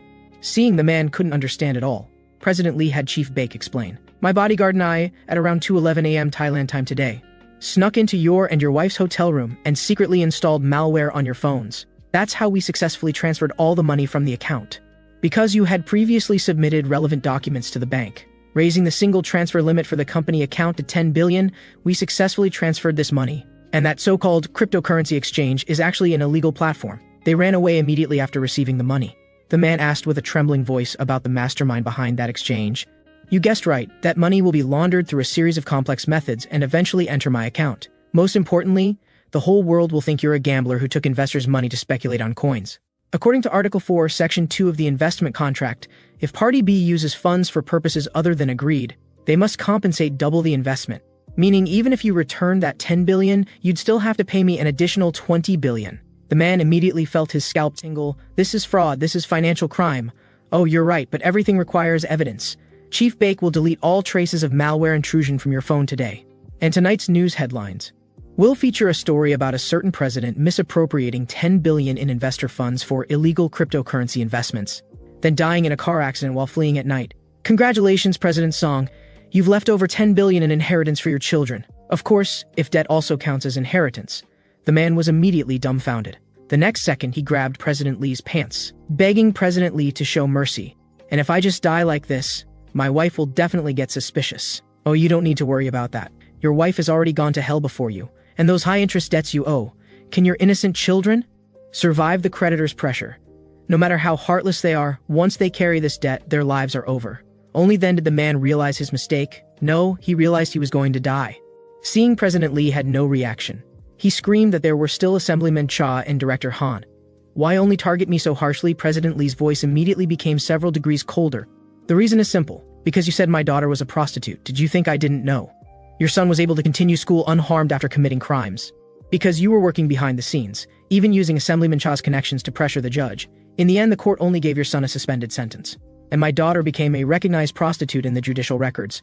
You insulted my dead daughter, yet you dare say I'm cruel." Seeing the show was coming to an end, the man nearby clapped his hands. "So now, let me introduce some details about how to disguise murder as a car accident. Using a hammer to strike parts that don't match car accidents, forensic doctors can easily become suspicious." So the man stepped on the leg to provide cover, making the president scream in agony. "So you have to choose already fractured bone parts as the fatal strike point. Then President Lee raised the hammer. Didn't you say in Thailand that you'd obey my every command? Then from now on, please give my regards to our hyena. Looking at the tomato sauce splattering everywhere, Chief Bake felt his scalp tingle. At this time, President Lee also stopped his actions, as if all these years of working out were for today. I didn't expect this thing to be more exciting than I imagined. Chief Bake's hair stood on end, although this is my revenge. But during this time, I could only watch from the sidelines, feeling quite frustrated. Being able to vent like this today warming up isn't bad either. The one-eyed man said, "We'll handle the cleanup from here." President Lee told Chief Bake to stay and help the one-eyed man, but looking at the somewhat terrifying handprints, Chief Bake couldn't calm down. At this time, the one-eyed man nearby laughed. "It's been a long time since I met such an interesting client. You're called Chief Bake, right? We should be meeting often after this. Please take care of me." Chief Bake looked very uncomfortable. At this time, a voice from behind startled him again. It was just the bodyguard, seeing he was too tired, suggesting he go out and rest. Thinking of President Lee's demeanor just now, he felt President Lee was no longer the person he initially knew. Clearly, before the young lady passed away, he was still a gentle and polite person, different from his brother who was blinded by desire and power. He had always been down-to-earth and hard-working, regarded as the most likely candidate to succeed as president. Although he was a workaholic working over 70 hours a week, he still insisted on taking time every week to take the young lady on outings, trying to make up for her missing maternal love, not only a competent entrepreneur but also a caring father. To me, who once lived like a bug, he was simply my savior. But now he's fallen to this state. What should I do? Forget it, I'll think about it later. Now is the critical moment for President Lee to conclude his first revenge. At least now, I must become the hammer he wields. Meanwhile, in a funeral hall, President Song's friends all felt regret, but more than that was disgust, because news of embezzling 10 billion and fleeing had spread. The most desperate was the curly-haired girl who was only lightly injured. She just watched helplessly as her mother died in the car accident. For an underage girl, the blow was quite severe. But there were also people who found President Song's death suspicious. The couple clearly weren't in the same car, yet they had accidents almost simultaneously. If someone really was plotting behind the scenes, it could only be that Lee guy. Another person disagreed. If it was really about killing for money, they should have squeezed out all the benefits before acting. Doing it now, apart from venting anger, gains nothing and actually loses the investment. Everyone thought the man made sense. So it seems the real killer of President Song might be someone else. If we're talking about the biggest suspect, it's probably Assemblyman Cha. Last year, Assemblyman Cha tortured President Lee's group in every way to punish the opposition party. After the bribery incident between the group president's family and opposition party key figures was exposed, Assemblyman Cha launched retaliatory actions as if he'd been waiting. In that chaotic situation, some people also said President Song secretly ran errands for Assemblyman Cha and got many benefits. Everyone finally understood. So Assemblyman Cha had always been dissatisfied with President Lee, but President Song, his subordinate, went to cooperate with the person he hated most. Anyone would explode. At this time, another person suddenly interjected, "I think there's a simpler answer. I heard President Song's son and daughter were the perpetrators of bullying against Lee Myung-jun's daughter. You all only see the 10 billion that was swallowed but can't see the essence of the incident. If this incident is really murder, the answer can only be a father who lost his daughter completing revenge with blood and tears." Just then, a voice suddenly came from behind him. "Excuse me, could you let me pass?" Several people immediately turned pale. They trembled as they watched President Lee brush past them, walking toward the curly-haired girl. The curly-haired girl was immediately terrified to the extreme. The current scene was like an elephant about to crush an ant. At this time, Karma was about to explode with anger. Her stepfather actually left her alone to attend the funeral, because she had been worrying for several days about what to wear for her first funeral attendance in South Korea, worrying so much she couldn't even sleep well. But her stepfather completely didn't understand her feelings and heartlessly only brought Chief Bake along. But thinking calmly, if I really went, it would only distract the stepfather's attention that should be focused on the revenge target. The stepfather's attendance at this funeral was actually a ceremony symbolizing successful revenge. Although I feel a bit sad, but to let him complete this revenge with dignity, I can only reluctantly be absent. At this moment, President Lee stood in the funeral hall like a demon descending. The curly-haired girl was already trembling with fear, although she wanted to shout out that President Lee was her parents' killer, but looking around, she saw only terrifying big men everywhere. The atmosphere was so oppressive she couldn't make a sound. President Lee slowly placed his hand on her shoulder. "You must be very sad, losing your parents before you're even an adult. I also stand in the position of someone who has lost his wife and daughter, and I completely understand how you feel. But now is not the time to be immersed in grief, because the real suffering has only just begun. Your father threw all 20 billion that I invested and borrowed into cryptocurrency. Although I haven't known him long, our friendship ran quite deep, and I was originally planning to use the project profits to clean up his mess. But unfortunately, your father didn't even give me that time before he left us like this. And your brother still has astronomical medical bills waiting for you to earn money for. From now on, you'll have to work part-time while barely surviving. You might even have to put your studies aside. But no matter how harsh life becomes, even to the point where it makes you want to die, You cannot give up. I don't want to see another person hyena's age make such an extreme choice. This uncle of yours will be responsible for watching over you, not letting you give up on life. Those who didn't know the truth immediately began to question the judgment of this last person. After all, President Lee seemed to care quite a lot about the curly-haired girl. Then President Lee made the curly-haired girl look toward the memorial photo. How do you feel? Doesn't just looking at it make your heart feel like it's being cut by knives? And our hyena is also smiling in that kind of frame right now. Can you understand Uncle's tragic pain of losing family now? The curly-haired girl looked toward the memorial photo again in despair, only to see that in the photo, her mother, who had been smiling, suddenly widened her eyes. Her face gradually transformed into hyena's appearance, frightening the curly-haired girl so much that she instantly screamed and fled the scene in terror. The woman nearby asked, "President Lee, what did you say to my granddaughter?" President Lee calmly indicated he didn't say anything much, probably she just can't accept reality yet. Suddenly stumbling carelessly, the curly-haired girl fell hard face first. A passerby nearby asked with concern if she was all right, but when she looked up, what she saw was again hyena's appearance, scaring her so much that she quickly covered her head and screamed, continuously shouting, "I was wrong," leaving the passerby completely bewildered.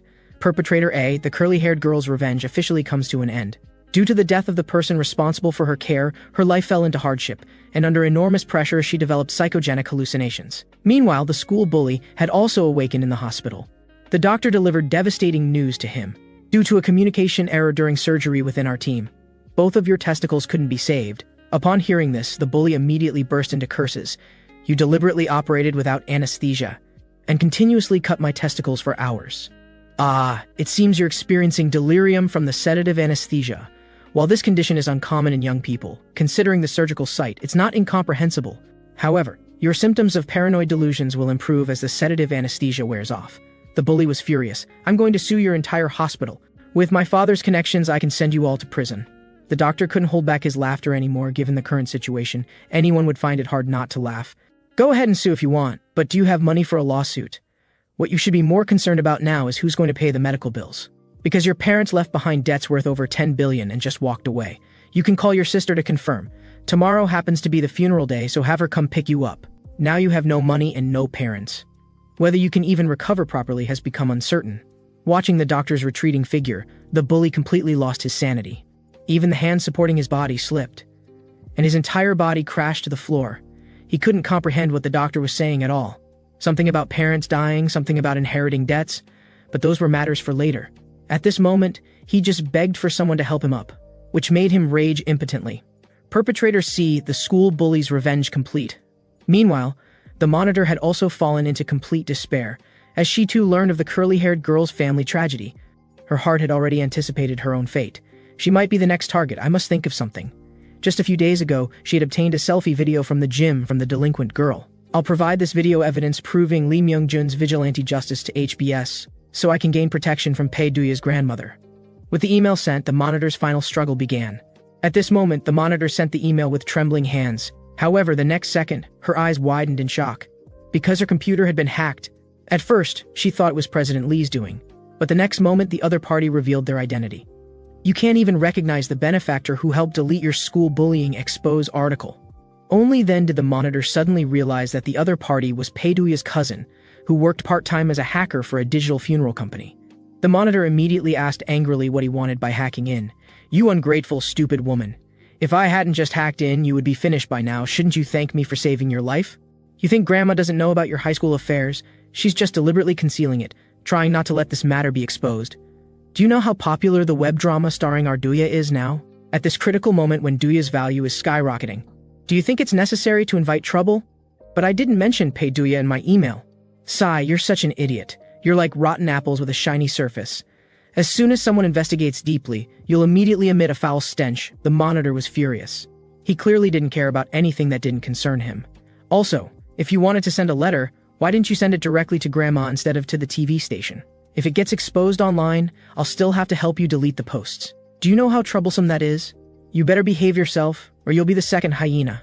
The monitor completely broke down. No matter what I do, it's a dead end. You have no idea how crazy that karma woman is. Have you ever tasted dried kelp? The monitor desperately knelt down, begging him to help her. Anyway, Pei Duya won't be able to escape these things in the future, but the man remained cold. "We have arrangements for Duya's matters. Figure out your own situation. To prevent you from causing more trouble, I've already formatted both your phone and computer. Goodbye." Watching the formatting program running on her computer, the monitor's emotions completely spiraled out of control. Meanwhile, the hacker hired by President Lee also sent information, saying the monitor tried to provide the footage to HBS, but he posed as Pei Duya's cousin and completely deleted all the materials. This guy is really capable. Spending big money to hire him was worth it. In the upcoming showdown with HBS, the existence of Pei Duya's cousin might turn the battle into cyber warfare, and our hired hacker team will also become key combat power. Not only the videos on the monitor's phone, but all the videos that students took of the curly-haired siblings' public execution ceremony are also under our control. Because the gym's network had already been infiltrated by the hacker group, all students' phones at the scene were infected with viruses. Once someone tries to spread them, they'll be immediately deleted, so all the revenge details about the curly-haired girl won't leak out. President Lee was very satisfied with this and then inquired about the other perpetrators' situations. According to current intelligence reports, Pei Duya is too busy with her hit TV drama to pay attention to other matters, and her grandmother is also constantly attending to her. There's no movement from Jiang Yaxian's side. But when it came to Cha Seo-hyun, the chief bake suddenly became serious, even using encrypted language for conversation. After hearing the chief bake's report, President Lee said, "This person is indeed as perverted as I expected, but it also shows that Cha Seo-hyun is still as arrogant and childish as before. No need to worry too much. Even if Assemblyman Cha's side doesn't go smoothly, don't we still have our trump card?" Watching President Lee, whose eyes were blinded by revenge, Chief Bake became increasingly convinced that President Lee didn't care about life after revenge at all. Actually, things like going to the funeral scene today were also completely pointless behaviors.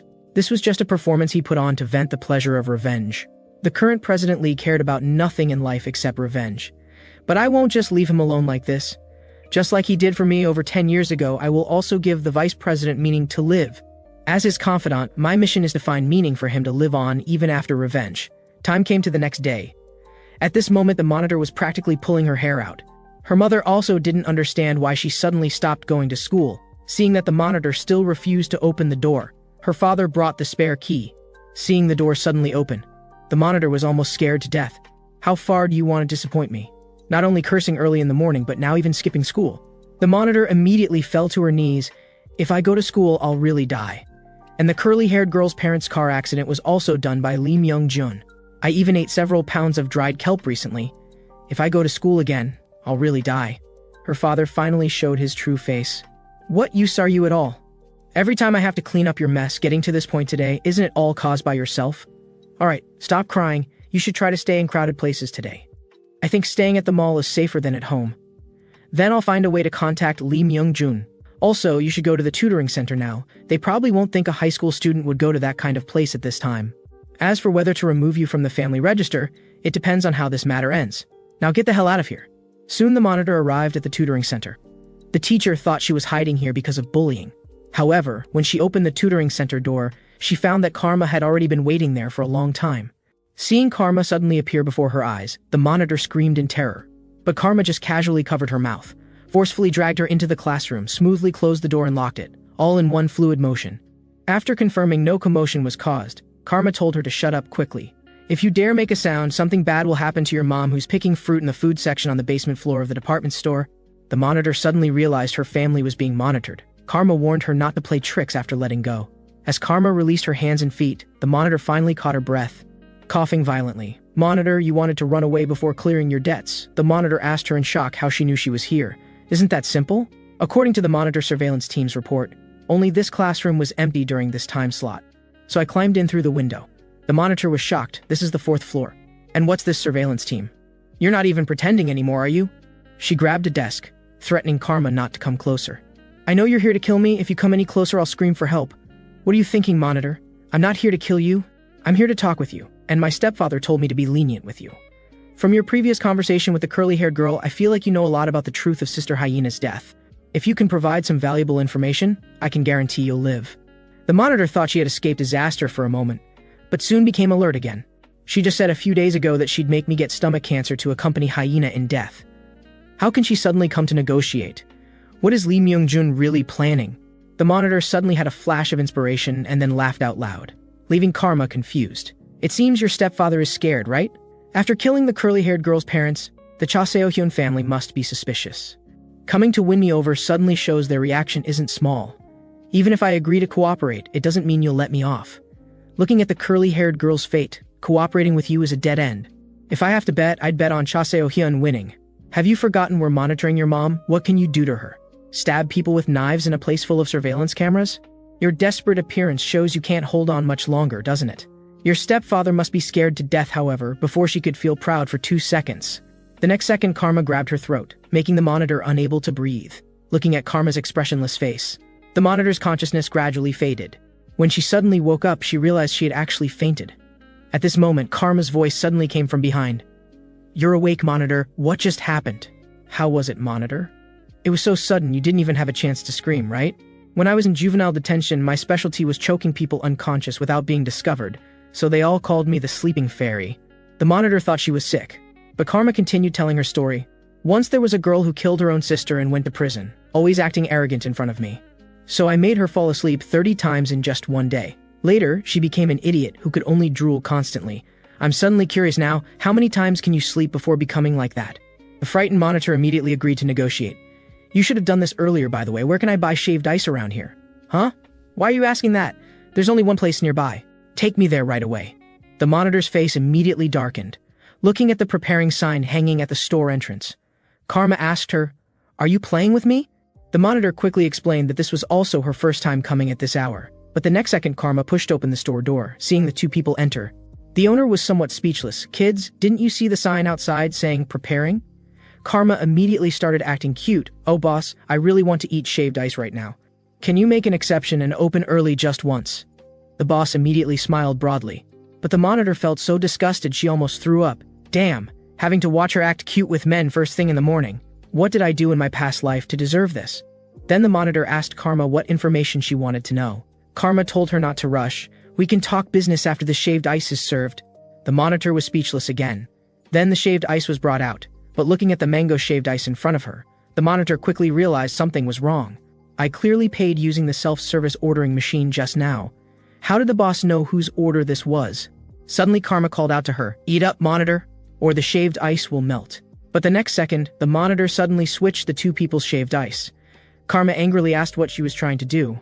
But the Monitor just told her to try her own shaved ice. "You must have added something to it, right?" The boss's face immediately changed drastically. But Karma just said calmly, "You should find time to visit the psychiatry department at your father's hospital." But the Monitor told Karma to shut up and eat quickly. Karma was extremely speechless. At this moment, the Monitor started brainstorming. She forced her way into an unopened store. She must have bribed the boss here and wanted to prank me with food. If she doesn't dare eat my shaved ice, then I need to run with all my might. However, the next second she was dumbfounded. Karma very seriously scooped up a spoonful and chewed it. Then just swallowed it like that. And even stuck out her tongue to show the Monitor. Completely ignoring the Monitor's twisted expression, Karma told her to return the chocolate shaved ice. But she only hesitated for 2 seconds. And also ate a spoonful of Karma's shaved ice. Realizing that Karma hadn't tampered with the food, it seemed she might really be here to negotiate. "I can only stall for time first, then find a way to contact Cha Seo-hyun to tip her off." However, while the Monitor was eating shaved ice and thinking about how to survive, the next second her face suddenly changed, and she spat out a lot of tomato sauce from her mouth.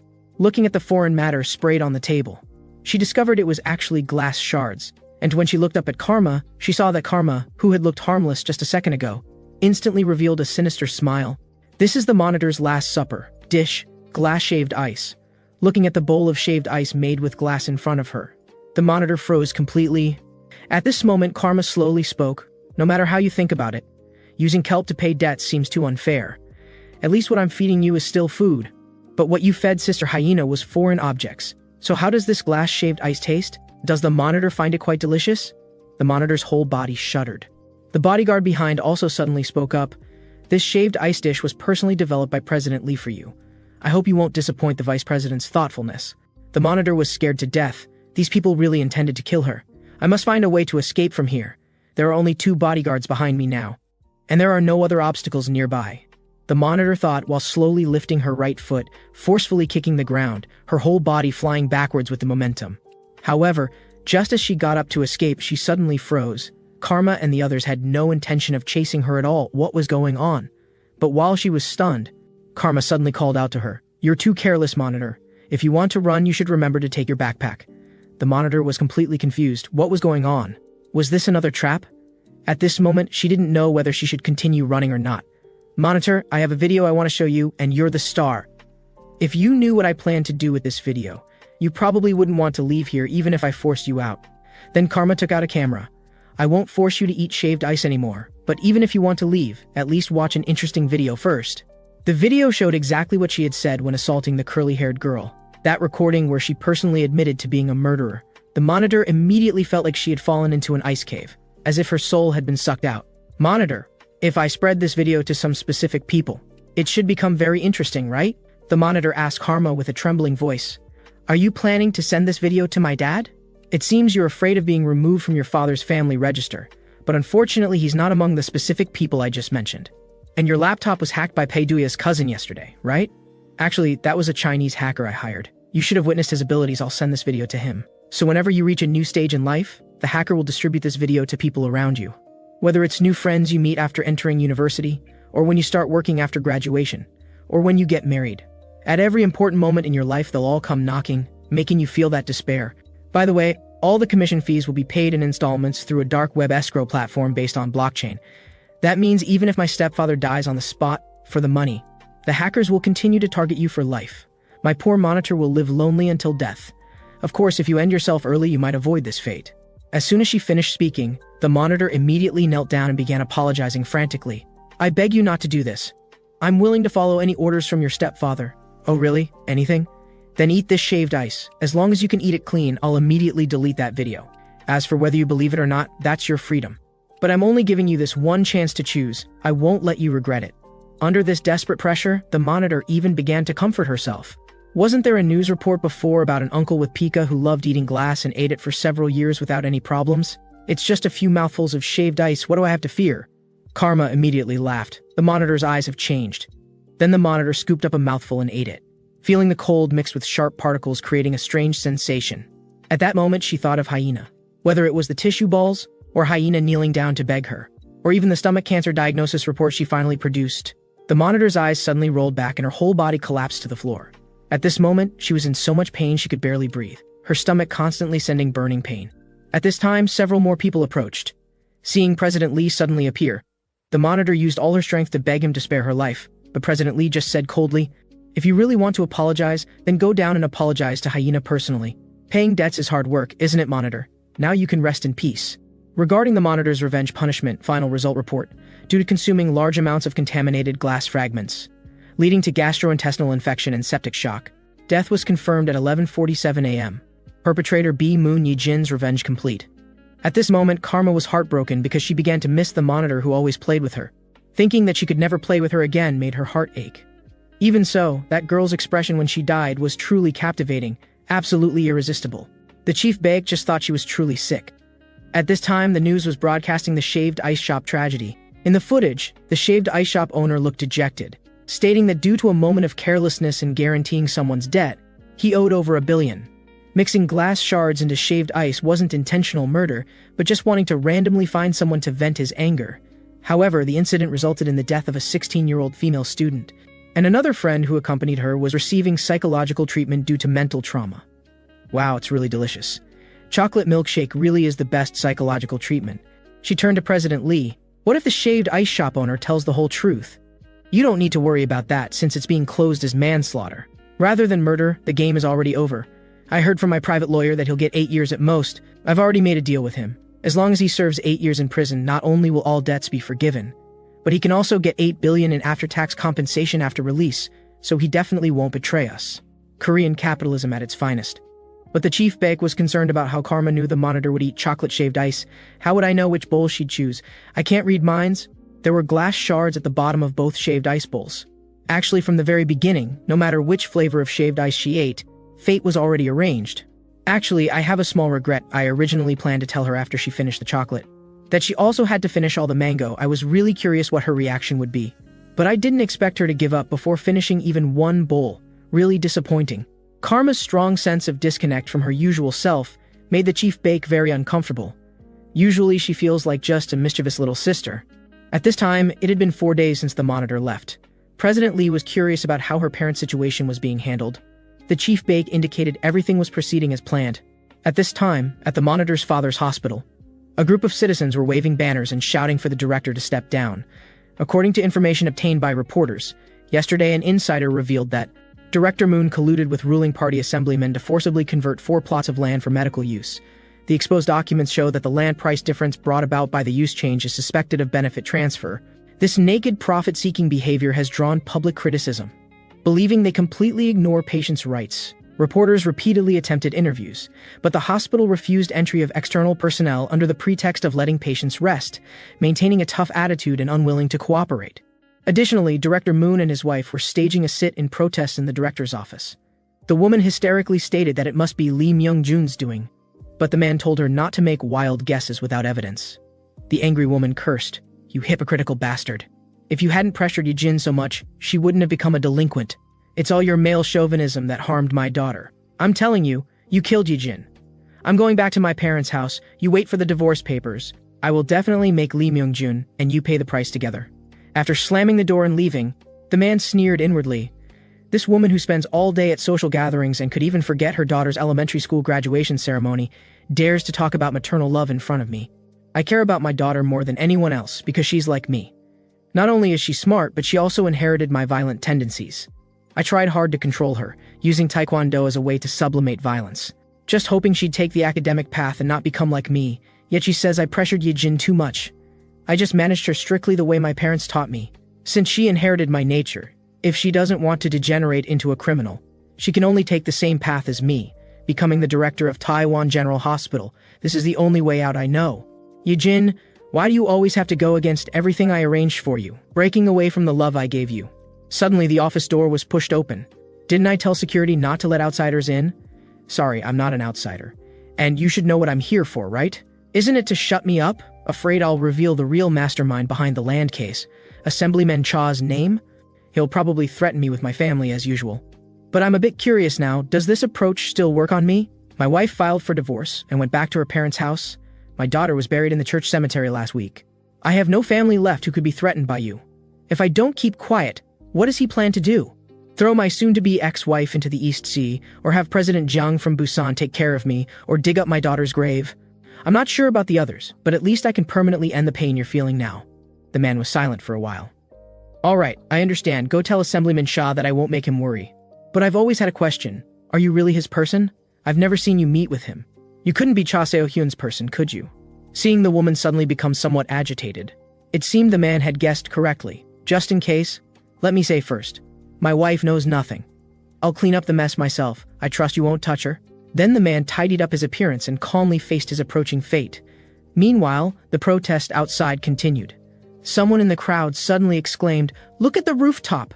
They saw the director standing on the hospital's top floor. The man took a deep breath, slowly closed his eyes, and under everyone's shocked gaze, fell straight to the ground.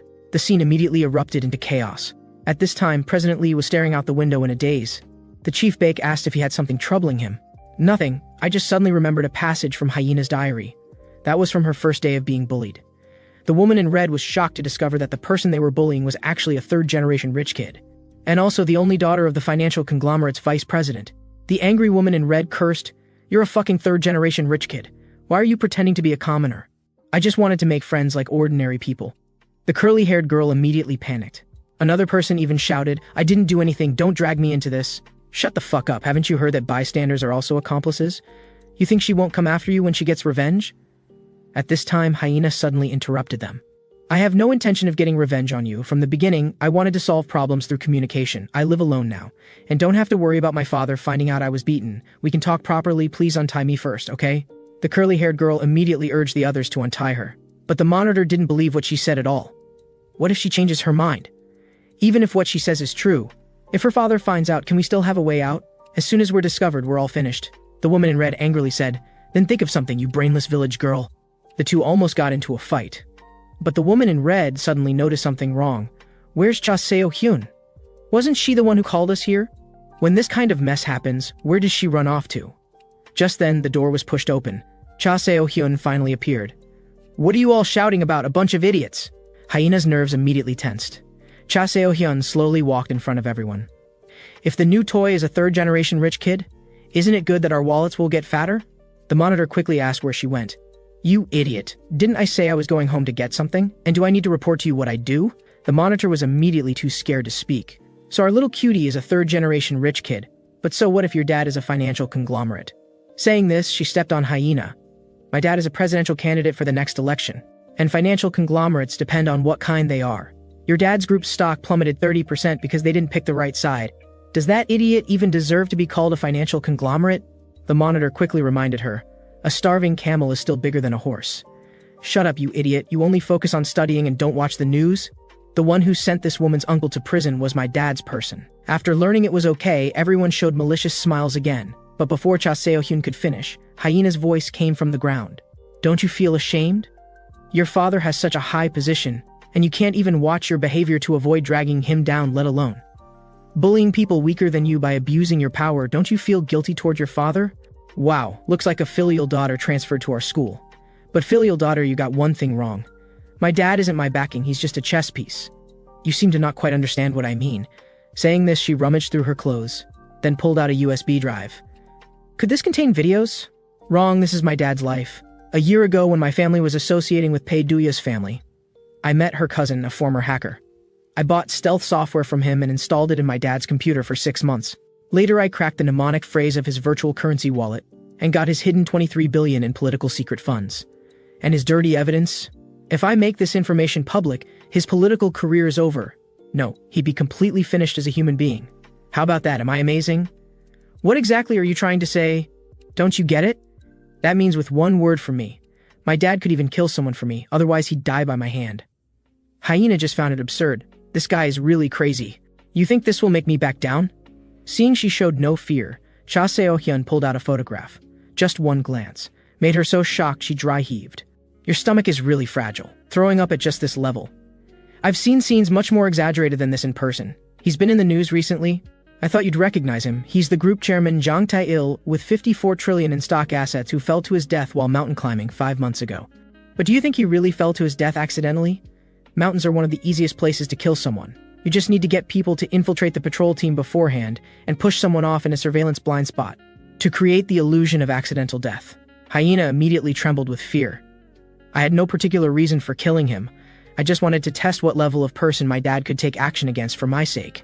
It turned out even this kind of big shot could be easily handled. Lee Hyena, did your father send you to transfer to this school to catch me bullying people? Hyena hurriedly shook her head. No. I just heard the art teacher here was very good, so I transferred. You're just lying to me. I've decided to make a move on your father. Can you guess where I'll start? Your father drinks meal replacement tea from Company A every morning at 7 a.m. sharp. Should I mix some laundry detergent into it? She grabbed Hyena and continued. Or maybe I'll loosen the screws on the dumbbell rack at his gym. And let your father get crushed to death by the weights? Or perhaps I'll spend 4 bitcoins on the dark web to hire a Yanbian executioner and have your father sliced up like blood sausage. Oh, I've decided! Vice President Lee Myung-jun, unable to bear the pressure from the National Policy Inspection, commits suicide by hanging himself along with his 15-year-old daughter. How's that? Pretty exciting script I came up with, right? Hyena desperately begged her not to do this. Why not, you filthy bitch? The woman in red suddenly burst into laughter, while the others were too shocked to speak. Please, I'm begging you, don't hurt my father! Cha Seo-hyun was momentarily speechless, then released her grip, letting Hyena crash hard to the ground. She slowly approached her. From today on, you're my toy. You absolutely cannot disobey me. If you resist me, your father will meet his maker. Do you understand? Meanwhile, President Lee was filled with regret. Back then, to deal with the National Policy Inspection, in his negligence, he had thrown Hyena into this den of demons. Dad is truly sorry, but Hyena, just wait. Now it's time for these demons, who will never find redemption, to be cast into hell by me. Watching Karma's departing figure, the classmates began discussing among themselves. Is our class cursed or something? Not long ago, our monitor passed away, and the curly-haired girl had to drop out due to family issues. Plus, Karma just transferred here recently and now suddenly has to transfer again. This isn't just about transfer students coming and going. It's more like a powerful typhoon that swept through the entire school. Though being able to continue living a peaceful campus life is nice, it always leaves people feeling empty somewhere, especially never being able to see Karma's beautiful face again. We should have taken a photo together as a memento. At this moment, the 2 delinquent girls finally breathed a sigh of relief, deciding to live low-key lives from now on. But due to Karma's coercion during the previous period, they were now being targeted by the troublemakers from Class 4. They were at a loss for what to do next. At this time, the girl with glasses felt very reluctant, watching Karma leave. After all, she had saved her from being bullied. and she still hadn't had the chance to say thank you. Finally, the girl with glasses mustered up courage and rushed out of the classroom, successfully catching up with Karma. Seeing the girl with glasses appear behind her, Karma asked what was wrong. The girl with glasses took a deep breath. I want to thank you. If it weren't for you, I might still be living in a painful abyss. It might not mean much to you, but to me, you're my savior. So I really want to repay you. Looking at the girl with tears in her eyes before her, Karma's mind suddenly flashed with memories from the past. Daddy, please talk to me. For your sake, I've been cooperating with the experiment so hard. Today was very painful, but I didn't cry. Please praise me. I did well, didn't I? Will you love me like before again? But no matter how she pleaded, she never got a response from the man. In reality, Karma felt as if something had touched her heart, and her cold exterior cracked slightly at one corner. The corners of her mouth turned up slightly, and she suddenly hugged the girl with glasses. If you want to thank me, then skip class and come eat tteokbokki with me. Didn't you say that place is really good? Consider it your way of repaying me. The girl with glasses was immediately overjoyed. Accompanying a friend to experience skipping class was also one of her long-held wishes. At this moment, the chief bake was watching everything from the rooftop. Previously, the organization had conducted psychopathic psychological evaluations on Karma, but due to the complexity of her North Korean defector experience and the lack of reports from friends and family, this psychopathy assessment had always contained major flaws. Is Karma really a psychopath? The vice president additionally hired university professors for long-term observation, ultimately confirming that Karma indeed possessed multiple psychopathic traits. But at the same time, she also displayed 3 characteristics that were completely different from typical psychopaths. From those 3 characteristics, Chief Bake saw the hope that could bring the vice president entirely new meaning in life. Karma, you are the key to unlocking the vice president's life after revenge. Meanwhile, the curly-haired girl was working at a convenience store. Suddenly, a customer entered the store. But the next moment, the curly-haired girl was dumbfounded. She never expected it to be the boss of the first grade. Seeing the curly-haired girl, he was also stunned for a moment, but the next second he burst out laughing. Never thought I'd see our school's celebrity here. The others even took out their phones, telling the curly-haired girl to bark a few times for them to hear. Seeing the curly-haired girl's strong resistance, the blonde immediately threatened her. Next time I come, if you don't have a meeting gift ready, I'll spread your photos around. The curly-haired girl was immediately terrified, but that wasn't the end of it. The next moment, the blonde kicked the shelf. Oops, sorry, this customer accidentally slipped. I'll have to trouble you, the employee, to clean this up. Karma is ancient Sanskrit meaning action. It's a religious philosophy that believes all actions have cause and effect, and will eventually return to people in corresponding ways. Eastern culture calls it karmic retribution, gradually giving it the meaning of punishing evil and promoting good. Some say karma is the truth of how the universe operates. But is this really so? Does the karma for evil really operate normally in this world? For instance, is there balance between karma and retribution? What standard determines the quantitative balance between initial evil karma and retribution? How well does that standard align with worldly matters? Why do some people's retributions come late, while for others, they arrive immediately? Does karma really exist from the beginning?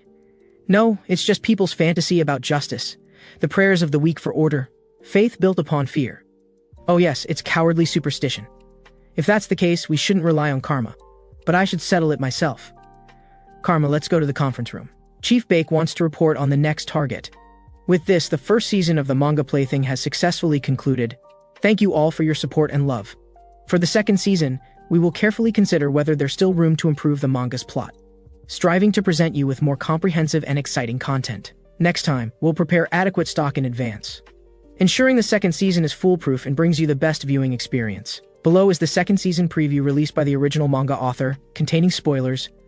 Please read with caution. In an old, abandoned building, a boy is tied up. In front of him stands a group of delinquent teenagers covered in tattoos, led by Jang Yak-seon, one of the unresolved perpetrators from the first season. She says to the boy, "Have you heard of the 5 bodily blessings? They refer to 5 body parts. If they remain healthy for a lifetime, you'll have good fortune, but if not..." After saying this, Jang Yak-seon suddenly strikes, attacking the boy's stomach in succession. Eyes, ears, teeth, and finally, a blow to the kidneys. The poor boy then crashes heavily to the ground. But if you don't work hard to pay back the money, all 5 blessings will be destroyed by me. If all 5 blessings are ruined at your age, that would be unfilial, you know? By the way, besides being unfilial, you probably have nothing else to do. After all, your family only has one confused, senile grandmother, am I right? Our poor little half-orphan. I won't let you insult my grandmother. She's the one who worked hard to raise me. You really know how to talk big, clearly still using your grandmother's name to borrow money from us. How utterly ridiculous. But if you dare to resist me like this again, I'll make your grandmother the most popular cosplayer in the nursing home. The boy was immediately terrified. If I livestream your grandmother acting confused and putting on a show, I should be able to quickly pay off the debt with the donation money, right? Please don't do that. I'll work multiple part-time jobs after school and work hard to pay back the money. I don't believe your lies. She then turns to look at her subordinates behind her. You two, whoever strips him naked first wins. Amid the boy's desperate screams, the two stripped him bare. Zhang Yaxian then raised her phone and captured this scene. You know the police around here are all under my uncle's control, right? They won't take your side. If you dare to post anything about illegal debt collection on social media, those naked photos of you will be published too. The boy gritted his teeth in anger. This woman, relying on her family's power, does whatever she wants. She's simply a demon. Seeing the boy's miserable appearance, Zhang Yaxian decided to help him tidy up his appearance. She casually picked up a red-hot wooden stick from the fire. Big sister will help you remove hair and disinfect. The boy was scared to the point of nearly wetting himself, frantically begging her not to do it. But the next moment, agonized screams and the acrid smell of burning skin filled the entire abandoned factory. Zhang Yaxian, the perpetrator D in the school bullying incident of Vice President Lee Myung-jun's daughter. Main charges, special arrest and confinement. Plaything Season 2, Fox Hunt Operation, please look forward to it.